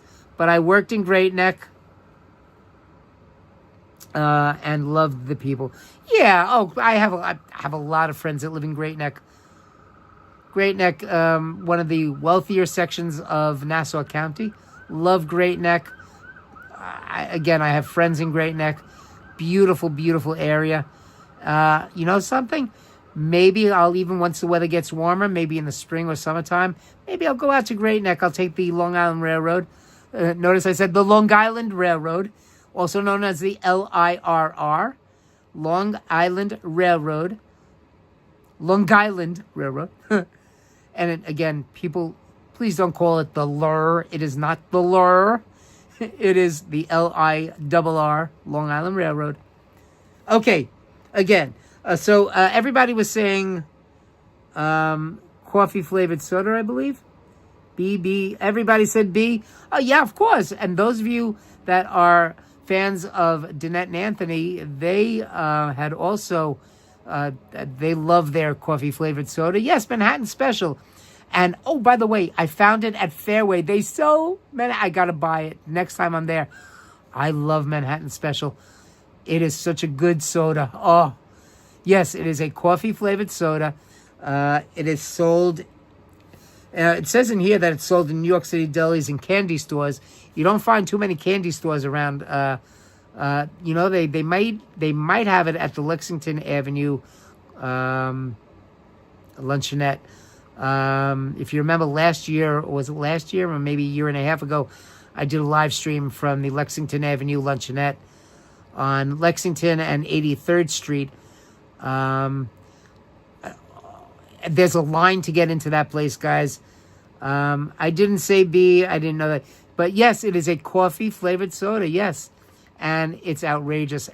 And again, they do sell it at Fairway. The Fairway that I go to on East 86th Street between 2nd and 3rd Avenue, they do sell it there. It was also a thing in the Bronx. Yes, yeah, exactly. Yes. But yeah, it was called Manhattan. It's called Manhattan Special. Okay.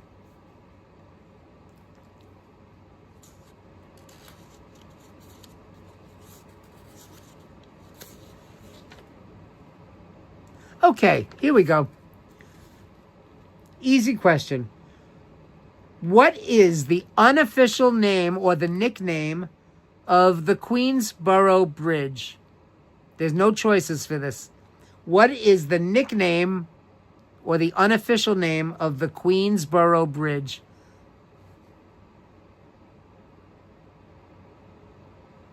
Oh, God. Dr. Brown. Yes, Andrew. Dr. Brown, especially Dr. Brown's cream soda. Next time I go to Katz's, which is going to be very, very soon, I got to get to Katz's again. Now I'm in the mood for a tongue sandwich. Got to get to Katz's. And a Dr. Brown's Diet Cream Soda. Their Dr. Brown's Black Cherry is also good. The only Dr. Brown's soda that I can't stand is the celery. It's celery-flavored soda. Celery. Damon saying 59th Street. The RFK. Rebecca saying the RFK. Sharon L saying, I don't know. Oh, no. Rebecca saying, oh, right, Damien. 59th Street. 59th Street. And by the way, RFK would be the name given to the Triborough Bridge.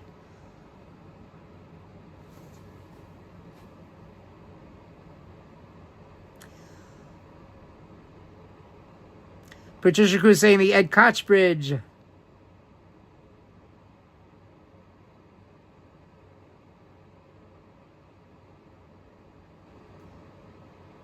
The answer is... I will accept either the Ed Koch Bridge or, of course, everybody knows it as the 59th Street Bridge. Yes. You're welcome, Rebecca. Yes, the RFK Bridge is the Triborough. But, yeah, the Queensboro Bridge, also known as the 59th Street Bridge. That's what it's more commonly known as. Nobody I know would call it the Ed Koch Bridge. But I'm going over the Ed Koch Bridge. Nobody calls it the Ed Koch Bridge. It's the 59th Street Bridge, yes. Okay, what is the unofficial name of Avenue of the Americas? Again, the nickname or the unofficial name of Avenue of the Americas. Exactly. Yeah, RFK Senior. Yeah. No politics here. No politics here. We're not going to talk about RFK Jr. Yes, RFK Senior. Exactly. Okay, so again, what is the nickname or the unofficial name of Avenue of the Americas? Rebecca saying 6th. The unofficial name of Avenue of the Americas. Damien saying 6th Avenue. Patricia Cruz saying 6th. Ian saying 6th.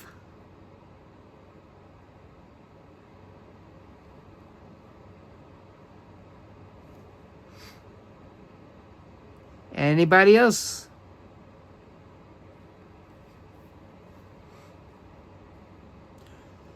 Andrew saying 6th.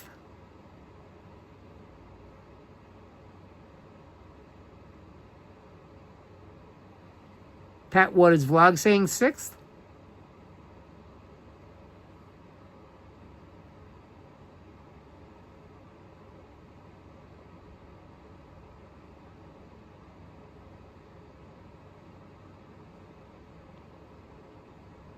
Sharon L saying 6th Ave.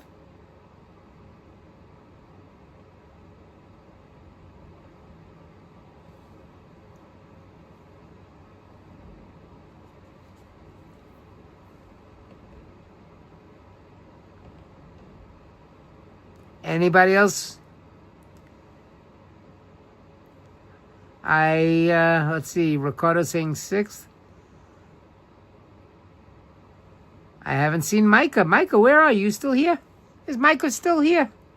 And I haven't seen D. Michael, and I haven't seen Janelle.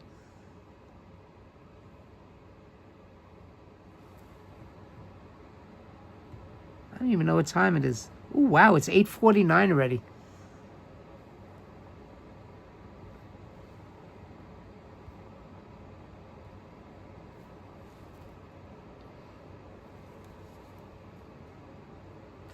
Of course, Avenue of the Americas is known as 6th Ave. Of course, 6th Avenue. Yes, 6th Avenue, Avenue of the Americas. Okay, one more unofficial name question. What is the unofficial nickname of the Madison Square Garden Center? What is the unofficial nickname of the Madison Square Garden Center? What do we New Yorkers call it?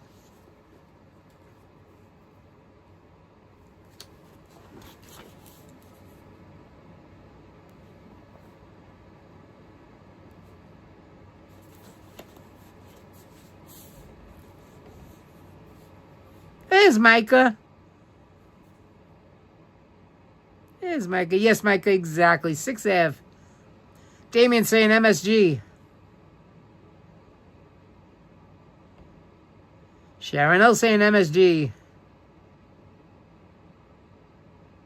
Rebecca saying, oh, I forgot the net. Pat Waters Vlog saying the Garden. Sharon L saying MSG. Rebecca saying MSG.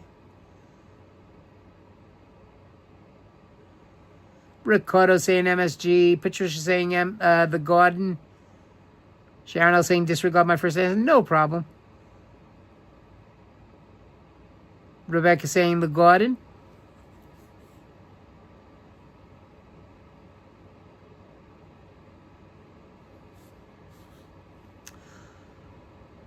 Andrew saying MSG, monosodium glutamate. MSG, monosodium glutamate. Something that a lot of Chinese restaurants no longer use. I get sick from MSG. But I will accept either MSG as the answer or the Garden, of course. Where do you see the Knicks? Where do you see the Rangers? At the Garden.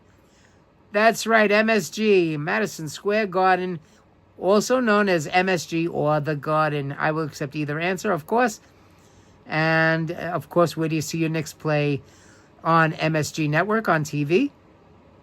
So, the Knicks, the Rangers, all on MSG, at MSG, the Garden, the world's most famous arena. That's the slogan for MSG, for Madison Square Garden. The world's most famous arena, MSG, the Garden. Okay. All right.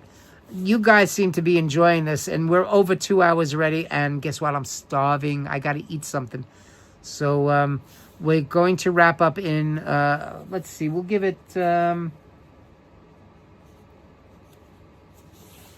let's do 3 more questions, okay? We'll do 3 more questions. All right, so let's see, what else do we have here? Let's go to another topic. Let's leave New York talk, and let's go to sites. Sites, page 423. I love this book, guys. I love this book.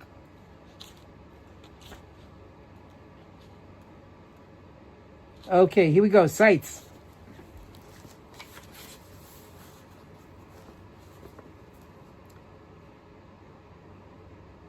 Okay. Which of the following... Oh, wait. Let me see something. Just a minute. Oh, you're welcome, Rebecca. Andrew said, here's a question for Alan. Nassau County has 2 cities. What are they? 2 cities? Wait. Nassau County has 2 cities. Ooh, that's a good one. 2 cities. I don't know. That's a good question, Andrew. Would it be Hempstead? Would Hempstead be one of them? I'm not sure what. 2 cities? I know that there are individual towns in Nassau County. Maybe Hempstead would be one of them. I'm not sure. Okay. The next topic is sites. We're going to do about 3 more questions. Which of the following still occupies its original location in Manhattan? I got to put a check mark so I know I asked this. Nassau has 2 cities. Okay, I don't know, but here's the question again. Which of the following still occupies its original location in Manhattan? Is it A, Columbia University, B, Madison Square Garden, C, the Waldorf Astoria Hotel, or D, the Empire State Building? And by the way, guys, I think I want to do a live stream inside the Waldorf. I might even go and have a drink there one night. So we might do a live stream from the Waldorf Astoria. Beautiful, beautiful hotel. A room there, I think the cheapest room at the Waldorf Astoria is like $1,500 a night. They just remodeled it. They redid the entire hotel. Guys, it's gorgeous. Not Hempstead. Oh, Glen Cove and Long Beach. Oh, I never knew that. Very good, Andrew. I never knew that. Glen Cove and Long Beach. Interesting. Okay. All right, again, which of the following still occupies its original location in Manhattan? Is it A, Columbia University, B, Madison Square Garden, C, the Waldorf Astoria Hotel, or D, the Empire State Building? Rebecca's saying Columbia. Damien's saying Columbia.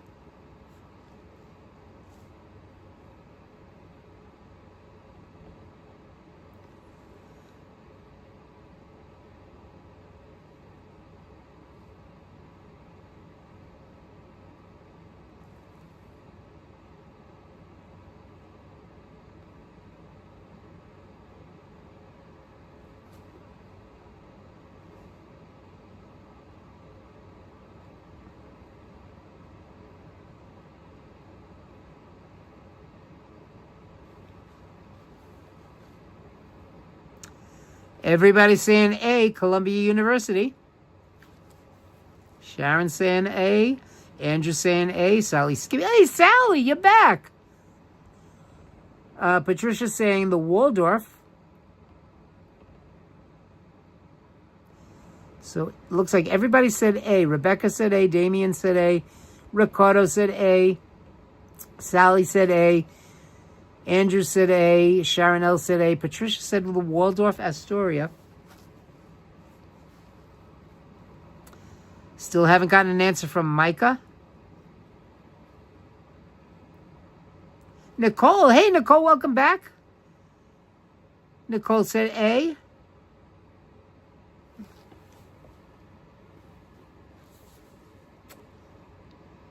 Micah, there she is. Micah said A.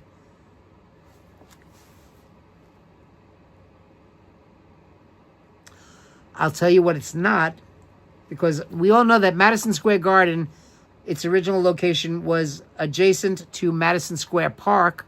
So Madison Square Garden, where it is right now, was in another location. So it's not B. It's not MSG. A lot of you say Columbia University. One person said the Waldorf Astoria. The Waldorf Astoria was originally located at the present-day site of the Empire State Building.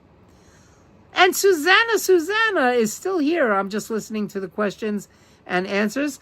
And Susanna, oh, you haven't been chiming in, but I'm glad that you're still here, Susanna. And hey, we're all learning something. So the Waldorf Astoria was originally located where the Empire State Building is right now. It was not Columbia University. No. As a matter of fact, New York City's oldest educational institution was chartered in 1754. Wow. As King's College. So that before we even became independent, okay, before we got our independence, which was in 1776, of course. So in 1754, it was known as King's College. We were still being run by England. In 1784, it became known as Columbia College and occupied land southwest of today's City Hall. So Columbia College was originally just... where did I say? It was southwest of where City Hall is. The second site of Columbia was just east of Rockefeller Center. As a matter of fact, it owned Rockefeller Center real estate until 1987. Wow. Never knew that. Now, since 1897, Columbia University campus has been located in Manhattan at 114th Street to 120th Street between Broadway and Amsterdam, which is where it currently is. So it was not Columbia University. The actual answer is the Empire State Building, which has always been on East 34th Street and Fifth Avenue. So the Empire State Building is still in its original location. Yes.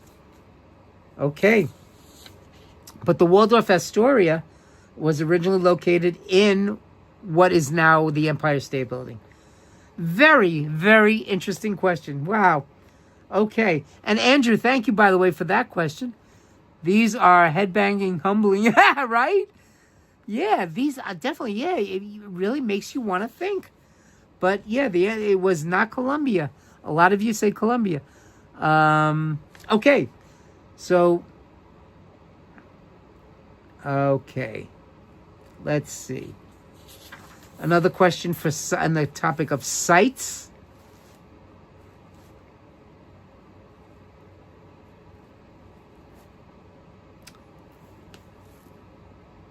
Okay, here we go.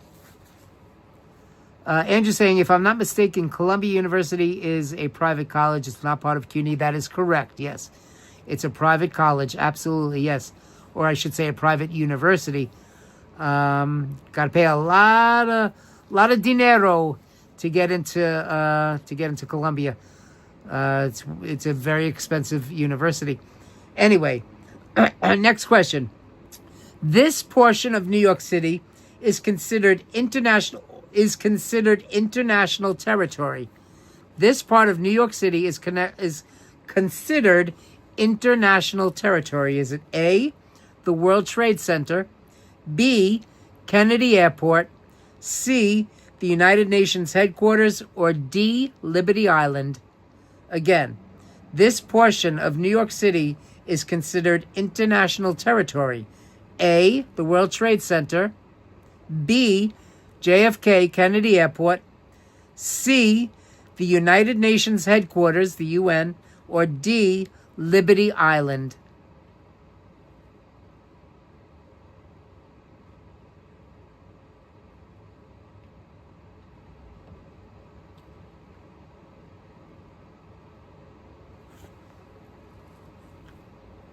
Andrew saying we had flurries in Tampa. Oh my God. Wow. Rebecca saying C. Joan Fitz saying C, the UN. Micah saying C. Damien saying C. Nicole saying C. Andrew saying C. Ricardo saying C.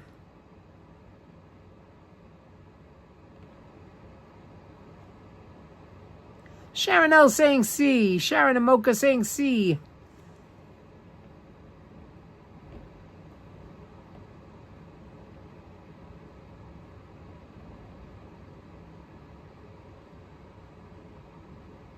Anybody else? Give you another few seconds to get those answers in.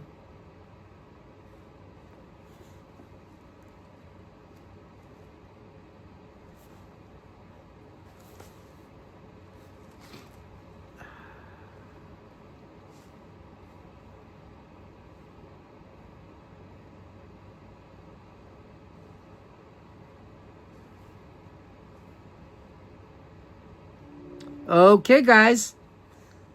The correct answer is, of course, it is choice C, the UN. Yes. The 18-acre United Nations headquarters complex is located on the eastern shore of Manhattan Island on the banks of New York City's East River. The land and buildings are an international zone and owned by the UN. Thus, the UN makes its own laws, has its own flag, its own security team, its own post office, and issues its own postage stamps. Wow! Under special agreement with the United States, certain privileges and immunities have been granted, but generally the laws of New York City, New York State, and the United States apply. So, very interesting. The UN, yes, the UN is this portion of New York City is considered international territory. Interesting. Wow. Okay, let's get another question. 2 more questions, guys. Okay, true or false? Here we go. You got a 50-50 chance. Tampa, the weather in Tampa. Oh my God, 41 degrees. Wow, the wind is blowing from the northwest at 19 miles. Oh, it's getting windy. Blowing from the northwest. So again, it's coming down from the northwest. NNW means northwest. NNW. If it was just NW, it would be from the northwest. NNW, 2 N's, northwest. So it's coming from the north and the northwest. So both areas. So that's why it's NNW, northwest. Okay? If it was like SSE, that would mean southeast. It would be coming in from the south. Weather for Venice, Florida. Let's take a look. Weather for Dayton, Ohio. Uh-oh, which one's going to come up first? The weather for Venice, Florida. Cloudy. Temperature of 46 degrees. The wind is blowing from the northwest at 24 miles. So it's windy. 24 miles per hour gusts. So, it's getting a little bit windy there. You might have to do it again, Ricardo, because you were like too soon with Sharon. You requested your weather report too quickly, so you could do it again, Ricardo. It'll come up. If you do it too quickly after somebody else did it, then your choice won't come up. But yeah, do it again, Ricardo. We'll see what the weather is for Dayton. Anyway, okay. True or false? New York's Lincoln Center is located near Lincoln Square at the intersection of Broadway and Columbus Avenue in Manhattan. Again, New York's Lincoln Center is located near Lincoln Square at the intersection of Broadway and Columbus Avenue in Manhattan. Is that true or false? There we go. Weather for Dayton, Ohio, cloudy with a temperature of 14 degrees Fahrenheit. That is minus 10 Celsius. Wow. Minus 10 Celsius. The wind is blowing from the northwest at 7 miles per hour, and the current humidity is 76%. Damien saying true. Rebecca saying true.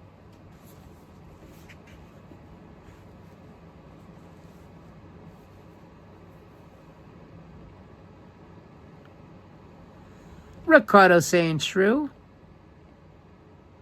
Of course, Lincoln Center, home of the Metropolitan Opera, the New York City Ballet, and of course, David Geffen, which was also known as, I used to go there all the time to see the New York Philharmonic. But it's now,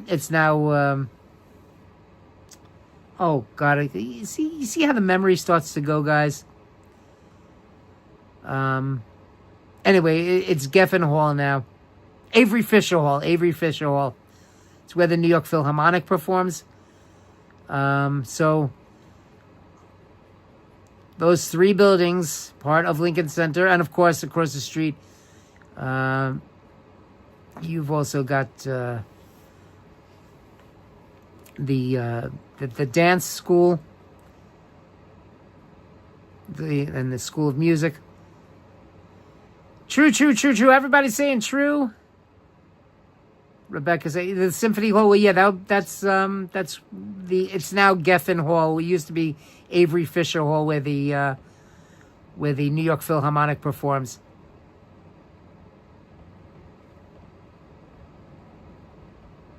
Of course, you've got Juilliard across the street from Lincoln Center.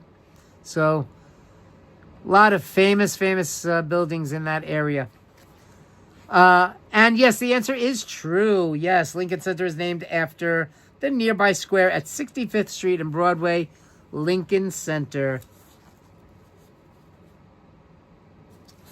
Okay, let's do two more and then we will finish because it's already after 9 p.m. And I still haven't eaten dinner yet, so I definitely want to heat something up. I'm going to heat up some of my beef and noodles in gravy, which came out delicious. So I'm going to heat some of that up as soon as I finish this stream.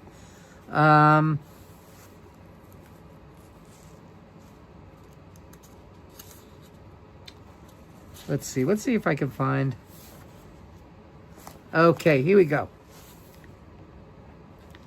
Okay, the Brooklyn Navy Yard is A, home to the Intrepid Sea, Air, and Space Museum. B, constructed during World War I. C, located under the Verrazano Narrows Bridge. Or D, none of the above. Andrew saying we had friends from Shelton, Connecticut, and their daughter, who's maybe 2 or 3 years older than me, is a professional violin player who plays for different philharmonics. Not the one in Manhattan, though. Oh, so she doesn't play with the New York Philharmonic. I used to go to in high school, when I went to Cardoza, I was in the orchestra. Andrew, you would remember that. I was in the orchestra, and we used to go every month to see the young people's concerts at Avery Fisher Hall, which is now David Geffen Hall, at Lincoln Center. We used to see the New York Philharmonic perform, and we used to love it. It was great.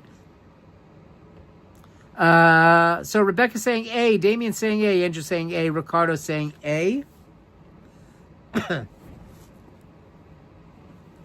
Again, the Brooklyn Navy Yard, A, is home to the Intrepid Sea, Air, and Space Museum. B, was constructed during World War I.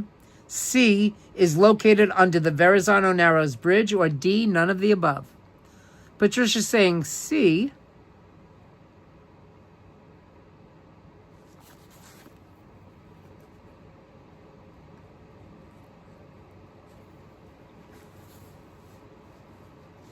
Anybody else want to guess? Anybody else?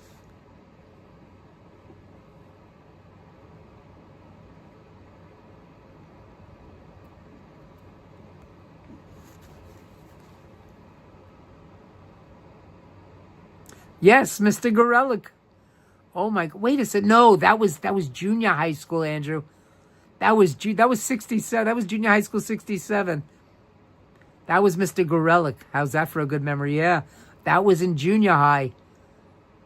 What they now call middle school, but that was junior high.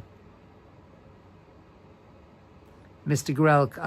In high school. Oh my goodness, who was it? I forget his name now. Mr. Jacobs. Mr. Jacobs. That was my orchestra teacher in high school. Mr. Jacobs. Nice guy. But yeah, we used to go to the New York Philharmonic once a month. It was like once every month or maybe every other month. I forget. But yeah, it was called the Young People's Concerts. I don't know if they even still do it. But it was fun. We used to go to New York Philharmonic at Avery Fisher Hall, which is now called David Geffen Hall. A. Micah saying A. Sharon L saying A. So everybody said A except for Patricia Cruz, which says she said C. But everybody said A. And guess what? You're all wrong. The answer was actually D. None of the above. None of the Brooklyn Navy Yard is not home to the Intrepid. No, it was not constructed during World War I, and it is definitely not located under the Verrazano Narrows Bridge. The Brooklyn Navy Yard was the largest naval construction facility in the United States during World War II. The yard built battleships and aircraft carriers. Also, thousands of ships were repaired there for wars which the U.S. fought. The famous shipyard was located on the East River at Wallabout Bay from 1801 to 1966. Wow. It launched the following famous vessels: the Fulton, which is the U.S. Navy's first steamship, the Maine, the Arizona, the Iowa, and the Missouri. The Intrepid is presently docked on the west side of the Manhattan. So the Brooklyn Navy Yard is in Brooklyn. So, yeah, the answer was D, none of the above. Rebecca saying, I was afraid by the test construct. Wait. 'Twas C. But, yeah, the answer was D. Yeah. Okay. You know what? We're going to make this the last question. Let's go to a different category for the last question. Let's see. How about entertainment? That's entertainment. Okay. Rebecca said, ugh. That's okay. Don't worry about it. We're not. She said, I meant D. Yeah, of course. Yeah, don't worry about it. Again, I'm not keeping score. So don't worry about it. If you get it wrong, you get it wrong. We're all learning something, which is the fun part of doing trivia. That's why I love these questions. And of course, you know I love my city. I love my NYC. Give me some NYC anytime. Okay, so entertainment, page 521. Guys, that's how big this book is. Let's see, page 521. Entertainment. Here we go. Okay.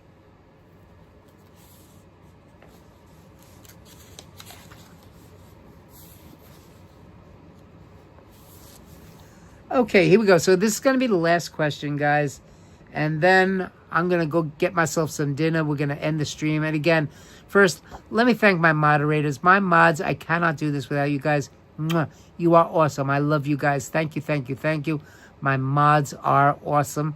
And again, I want to thank Janelle for her $5 super chat. And I want to thank Andrew for the $10 super chat. Thank you both. And again, I want to thank Ricardo for reminding me to do this stream. So again, thank you so much, Ricardo. Guys, you are the best. Remember, there is no us without you. No us without you. U.S. There is no U.S. without you. Remember that, guys. Very important. There's no us without you. Okay, here we go. Last question of the evening. The first ever sound movie was filmed in New York, and its name is A, Modern Times, B, Manhattan, C, The Jazz Singer, or D, Splash. Rebecca saying this was crazy fun. Well, thank you, Rebecca. I appreciate that. And we're definitely going to do this some more. But again, this is the name of the book. Mr. New York's Trivia Quiz by, there we go. New York's Trivia Quiz by John V. Barbieri, the ultimate party game. And yes, thank you, Ricardo. Okay. The first ever sound movie was filmed in New York, and its name is A, Modern Times, B, Manhattan, C, The Jazz Singer, or D, Splash. Mike is saying D, Rebecca saying The Jazz Singer.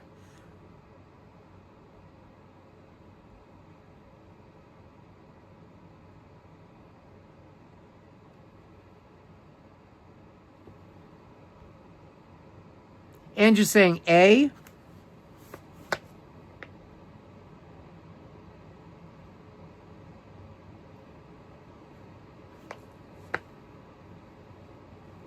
Damien saying B. Patricia Cruz saying C, The Jazz Singer.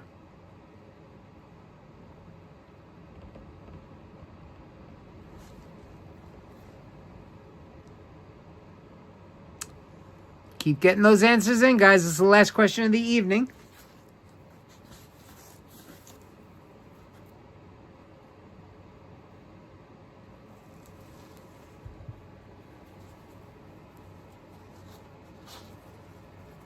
I'll even show you the question, guys. I'll cover up the answer.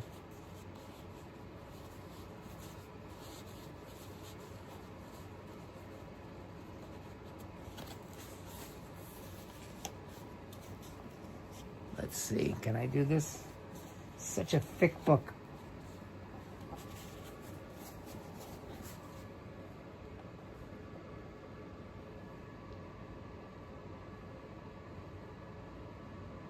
The first ever sound movie filmed in New York. Modern Times, Manhattan, The Jazz Singer, or Splash?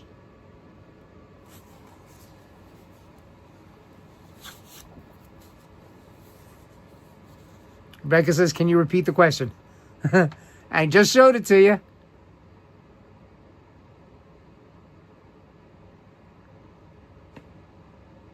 Oh, thank you, Susanna. Andrew saying, wasn't Splash with Daryl Hannah? It certainly was. Sharon saying A.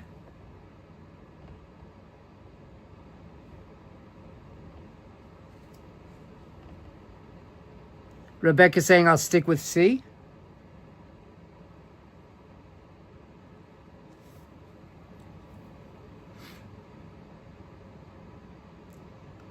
Give you a few more seconds to chime in, guys.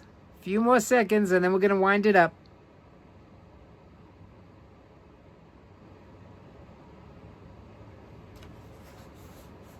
The first ever sound movie filmed in New York.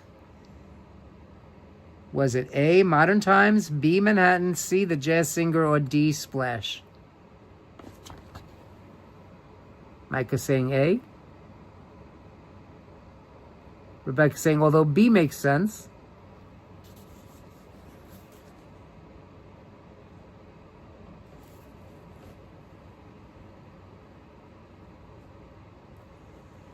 Ricardo saying A.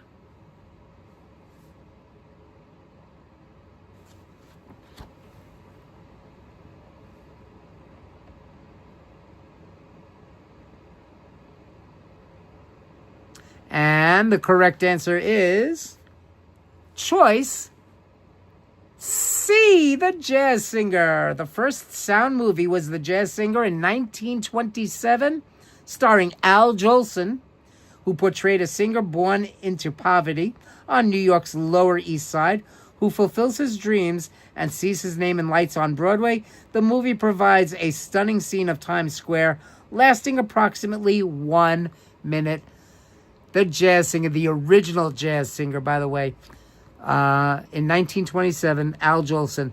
But actually, B doesn't, unless Two Manhattans. Yeah, there was a movie called Manhattan, but I think, wasn't that with, I forget who that was with.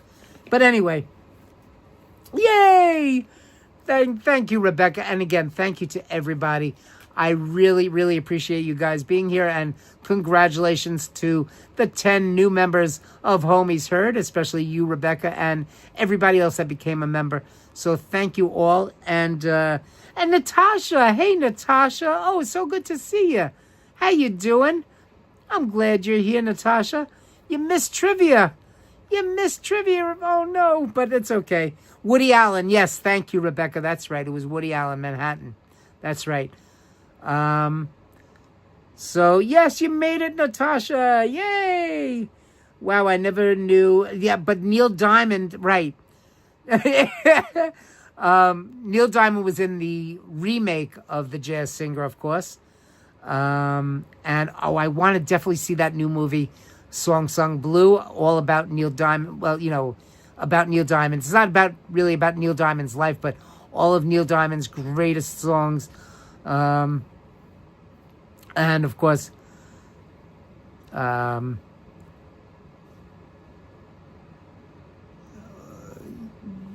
am I thinking of? Anyway, Natasha saying, sorry, I'm late. had to get a bite to eat and do some work. Oh, no problem. As a matter of fact, I'm going to be having my dinner in just a few minutes. But anyway, so yeah, I definitely want to see Song Sung Blue. Again, it's not really a documentary about Neil Diamond's life, but a lot of Neil Diamond's songs are featured in that movie.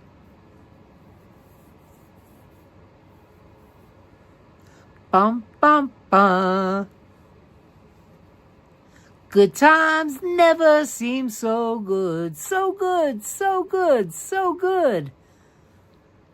Anyway, we are going to wrap things up, guys. Again, thank you all so much for being here. This live stream is over and done. Make your life sweeter with food and fun. If you're ever in need of anything to do, always know that the homie will be there for you. Life is full of hits and misses. I bid you adieu until next time with love and Hershey's. Mwah. Kisses. Have a great night, everybody. I'm going to go eat something. Natasha, I hope you'll be able to make it next time for trivia. As a matter of fact, Ricardo and I are going to be doing another collab next Friday, coming up next Friday. As a matter of fact, next Friday is also the opening ceremony for the Winter Olympics. So, of course, I'm not going to show it on Ricardo's live stream because we don't want any more of that nonsense, Patricia saying, thank you, Alan. Had a great time. Well, thank you, Patricia. And Natasha, we hope that you'll be able to join us again. Rebecca, thank you so much for being here. Ricardo, have a great night. Andrew, have a great night, my brother and pal. Yes, please, Natasha, please come back because we're going to be doing more of this fun stuff. We love New York City trivia. So again, Andrew, thank you so much. Ciao. Everybody. If you're in a cold area, please keep warm. Have a good night, Micah. Thank you for being here. And again, thank you all. I love you all. This live stream is over. I'll see you again soon. Bye, guys. Remember, no us without you. Let me get the outro ready to go, and I will see you again on the next one. Bye.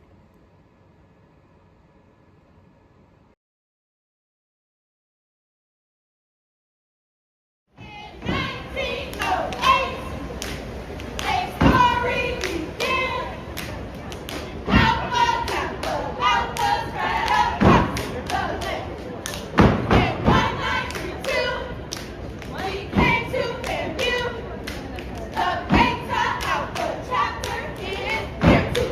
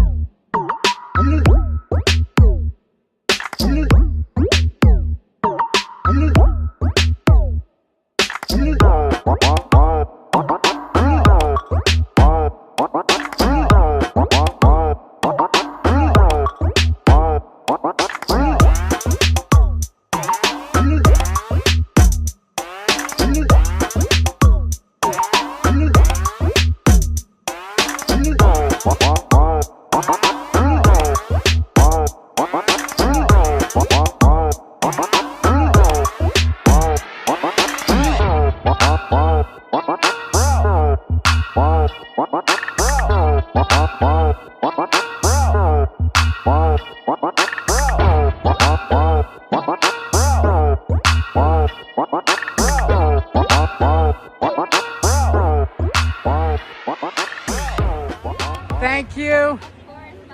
Bye. Take care, Kay. Everybody, make sure you check Kay out. News 4 New York and New York Live on NBC. Bye. Say, this is the last stop on this train. Everyone, please leave the train, and thank you for riding New York City Transit. There we go. You can do it better than I can do it, Al. This is the last stop on this train. Everyone, please leave the train. Thank you for riding with MTA New York City Transit.